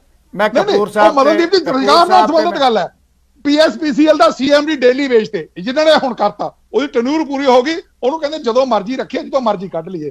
2 ਡਾਇਰੈਕਟਰਾਂ ਦੀ ਜਿਹੜੀ ਟਰਮ 4 ਮਹੀਨੇ ਪਹਿਲਾਂ ਪੂਰੀ ਹੋਈ, 4 ਮਹੀਨੇ ਦਾ ਬਚਿਆ ਬਾਕੀ। ਸੁਖਦੇਵ ਸਿੰਘ ਜੀ ਮੇਰੇ ਕੋਲ 1 ਮਿੰਟ ਬਚਿਆ ਹੈ। ਮੈਂ ਚਾਹੁੰਦਾ ਕਪੂਰ ਸਾਹਿਬ ਅੱਧਾ ਕੁ ਮਿੰਟ ਤੁਸੀਂ ਲੈ ਲਓ ਤਾਂ ਅੱਧਾ ਕੁ ਮਿੰਟ ਜਿਹੜਾ ਹੈ ਉਹ ਜੋਸਨ ਸਾਹਿਬ ਲੈ ਲੈਣਗੇ ਬਸ ਪਲੀਜ਼। ਮੇਰਾ ਇੰਨਾ ਪੰਜਾਬ ਨੂੰ ਆਮ ਆਦਮੀ ਪਾਰਟੀ ਦੀ ਗਵਰਨਮੈਂਟ ਡਿਵੈਲਪ ਕਰਨੀ ਚਾਹੀਦੀ ਹੈ ਨਾ, ਤਾਂ ਸਭ ਤੋਂ ਪਹਿਲੇ ਤਾਂ ਇੱਕ ਰੋਡ ਮੈਪ ਬਣਾਉਣਾ ਪਏਗਾ ਇਹਨਾਂ ਨੂੰ। ਰੋਡ ਮੈਪ ਬਣਦਾ ਹੈ ਇੰਡਸਟਰੀਅਲ ਪਾਲਿਸੀ ਦੇ ਮੀਡੀਅਮ ਦੇ ਨਾਲ, ਮਾਈਨਿੰਗ ਪਾਲਿਸੀ ਲੈ ਕੇ ਆਣ ਕਿ ਜਿਹੜਾ ਬੇਸਿਕਲੀ ਐਕਸਾਈਜ਼ ਪਾਲਿਸੀ ਹੈ ਉਹਨੂੰ ਕਰੈਕਟ ਕਰਨ। ਠੀਕ ਹੈ ਇੰਡਸਟਰੀਜ਼ ਨਾਲ ਰਿਲੇਟਡ ਜਿਹੜੀ ਪਾਲਿਸੀਜ਼ ਹੈਗੀਆਂ ਉਹਨੂੰ ਕਲੀਅਰ ਕਰਨ। ਅੱਜ ਤੱਕ ਤੇ ਕੋਈ ਪਾਲਿਸੀ ਉਹ ਨਹੀਂ ਬਣਾ ਪਾਏ ਤੇ ਕਿ ਇਹਨਾਂ ਨੇ ਡਾਇਰੈਕਸ਼ਨ ਕੀ ਦੇਣੀ ਹੈ ਪੰਜਾਬ ਨੂੰ। ਜੋਸਨ ਸਾਹਿਬ ਐਂਡ ਕਰਨਾ ਮੈਂ ਪਲੀਜ਼, ਮੈਨੂੰ ਮਾੜਾ ਤੁਸੀਂ ਜੋ ਗੱਲ ਕਹਿਣੀ ਹੈ ਤੁਸੀਂ ਵੀ ਇੱਕ ਅੱਧਾ ਸੈਕਿੰਡ ਲਾ ਲਓ ਪਲੀਜ਼। ਮੈਂ ਇਹ ਕਹਿਣਾ ਚਾਹਨਾ ਜੀ ਕਿ ਇਹ ਆਪਣੀ ਦਿਸ਼ਾਹੀਨ ਗਵਰਨਮੈਂਟ ਨਾ ਹੋਵੇ, ਦਿਸ਼ਾਧੀਨ ਗਵਰਨਮੈਂਟ ਹੋਵੇ। ਜਿੰਨਾ ਚਿਰ ਇਹ ਸਾਰਾ ਮਿਹਰਬਾਨੀ ਤੁਹਾਡੀ ਮਿਹਰਬਾਨੀ। ਪਰ ਇੱਕ ਗੱਲ ਮੈਂ ਜ਼ਰੂਰ ਕਹਿਣੀ ਚਾਹਾਂਗਾ ਆਪਣੇ ਵੱਲੋਂ, ਗਗਨਦੀਪ ਸਿੰਘ ਜੀ, ਮਨਰੇਗਾ ਯੋਜਨਾ ਵੱਲ ਵੱਧ ਤੋਂ ਵੱਧ ਧਿਆਨ ਦਿਓ। ਉੱਥੇ ਬਹੁਤ ਸਾਰੀਆਂ ਸੰਭਾਵਨਾਵਾਂ ਹੈ। ਸੁਖਦੇਵ ਸਿੰਘ ਹੁਣੀ ਬਿਲਕੁਲ ਠੀਕ ਕਹਿ ਰਹੇ ਸੀ, ਇੰਡਸਟਰੀਅਲ ਡਿਵੈਲਪਮੈਂਟ ਤੋਂ ਬਗੈਰ ਗੱਲ ਬਣਨੀ ਨਹੀਂ। ਉੱਥੇ ਤੁਸੀਂ ਯਤਨ ਕਰ ਰਹੇ ਹੋ, ਪਰ ਮੈਨੂੰ ਹੈਰਾਨੀ ਹੈ ਕਿ ਮਨਰੇਗਾ ਸਕੀਮ ਦੇ ਵਿੱਚ ਜਿੱਥੇ ਸਰਕਾਰ ਨੇ ਕੁਝ ਕਰਨਾ ਹੀ ਨਹੀਂ, ਸਿਰਫ ਜੌਬ ਲੈਟਰ ਦੇਣੇ ਆ, ਤੁਸੀਂ ਜੌਬ ਲੈਟਰ ਕਿਉਂ ਨਹੀਂ ਦੇ ਰਹੇ? ਕੀ ਤੁਸੀਂ ਉਹ ਫੰਡ ਵਰਤ ਚੁੱਕੇ ਹੋ, ਤੁਹਾਡੇ ਕੋਲ ਫੰਡ ਨਹੀਂ ਬਚੇ, ਜਾਂ ਕੋਈ ਕਾਰਨ ਹੋ ਰਿਹਾ, ਇਹ ਮੈਨੂੰ ਨਹੀਂ ਪਤਾ। ਲੇਕਿਨ ਜਿਹੜਾ ਮਨਰੇਗਾ ਸਕੀਮ ਆ ਇਹ ਸੈਂਟਰਲ ਸਕੀਮ ਆ, ਕੇਂਦਰੀ ਸਰਕਾਰ ਨੇ ਪੈਸਾ ਦੇਣਾ ਆ, ਔਰ ਇਹਨੂੰ ਵਰਤਣਾ ਕਿਵੇਂ ਆ ਇਹ ਤੁਹਾਡੀ ਸਿਰਦਰਦੀ ਹੈ। ਸੋ ਸਾਰਿਆਂ ਦਾ ਬਹੁਤ ਬਹੁਤ ਧੰਨਵਾਦ ਜੀ, ਬਹੁਤ ਬਹੁਤ ਸ਼ੁਕਰੀਆ। ਸੋ ਇਹ ਸਨ ਵੱਖ-ਵੱਖ ਪਾਰਟੀਆਂ ਦੇ ਬੁਲਾਰੇ। ਬੇਰੁਜ਼ਗਾਰੀ ਦਾ ਮਾਮਲਾ ਵਾਕਿਆ ਹੀ ਬੜਾ ਗੰਭੀਰ ਮਾਮਲਾ, ਹਾਲਾਂਕਿ ਪੰਜਾਬ ਬਾਕੀ ਸੂਬਿਆਂ ਨਾਲੋਂ ਬਿਹਤਰ ਆ, ਫਿਰ ਵੀ ਕਾਫੀ ਕੰਮ ਕਰਨ ਵਾਲਾ ਕਿਉਂਕਿ ਸਰਹੱਦੀ ਖੇਤਰ ਆ। ਜੇ ਇੱਥੇ ਬੇਰੁਜ਼ਗਾਰੀ ਵਧੇਗੀ ਤਾਂ ਨੌਜਵਾਨ ਦਿਸ਼ਾਹੀਨ ਹੋਣਗੇ ਤਾਂ ਸੂਬੇ ਦੇ ਲਈ ਸਮੱਸਿਆਵਾਂ ਪੈਦਾ ਹੋਣਗੀਆਂ। ਸੋ ਸਮਾਂ ਸਮਾਪਤ ਹੋ ਰਿਹਾ, ਸਮਾਂ ਇਜਾਜ਼ਤ ਨਹੀਂ ਦੇ ਰਿਹਾ ਹੋਰ ਗੱਲਬਾਤ ਕਰਨ ਲਈ। ਤੁਹਾਨੂੰ ਪ੍ਰੋਗਰਾਮ ਕਿਵੇਂ ਲੱਗਾ, ਆਪਣੀ ਫੀਡਬੈਕ ਜ਼ਰੂਰ ਦੇਣਾ। ਤੁਹਾਡਾ ਬਹੁਤ ਬਹੁਤ ਸ਼ੁਕਰੀਆ।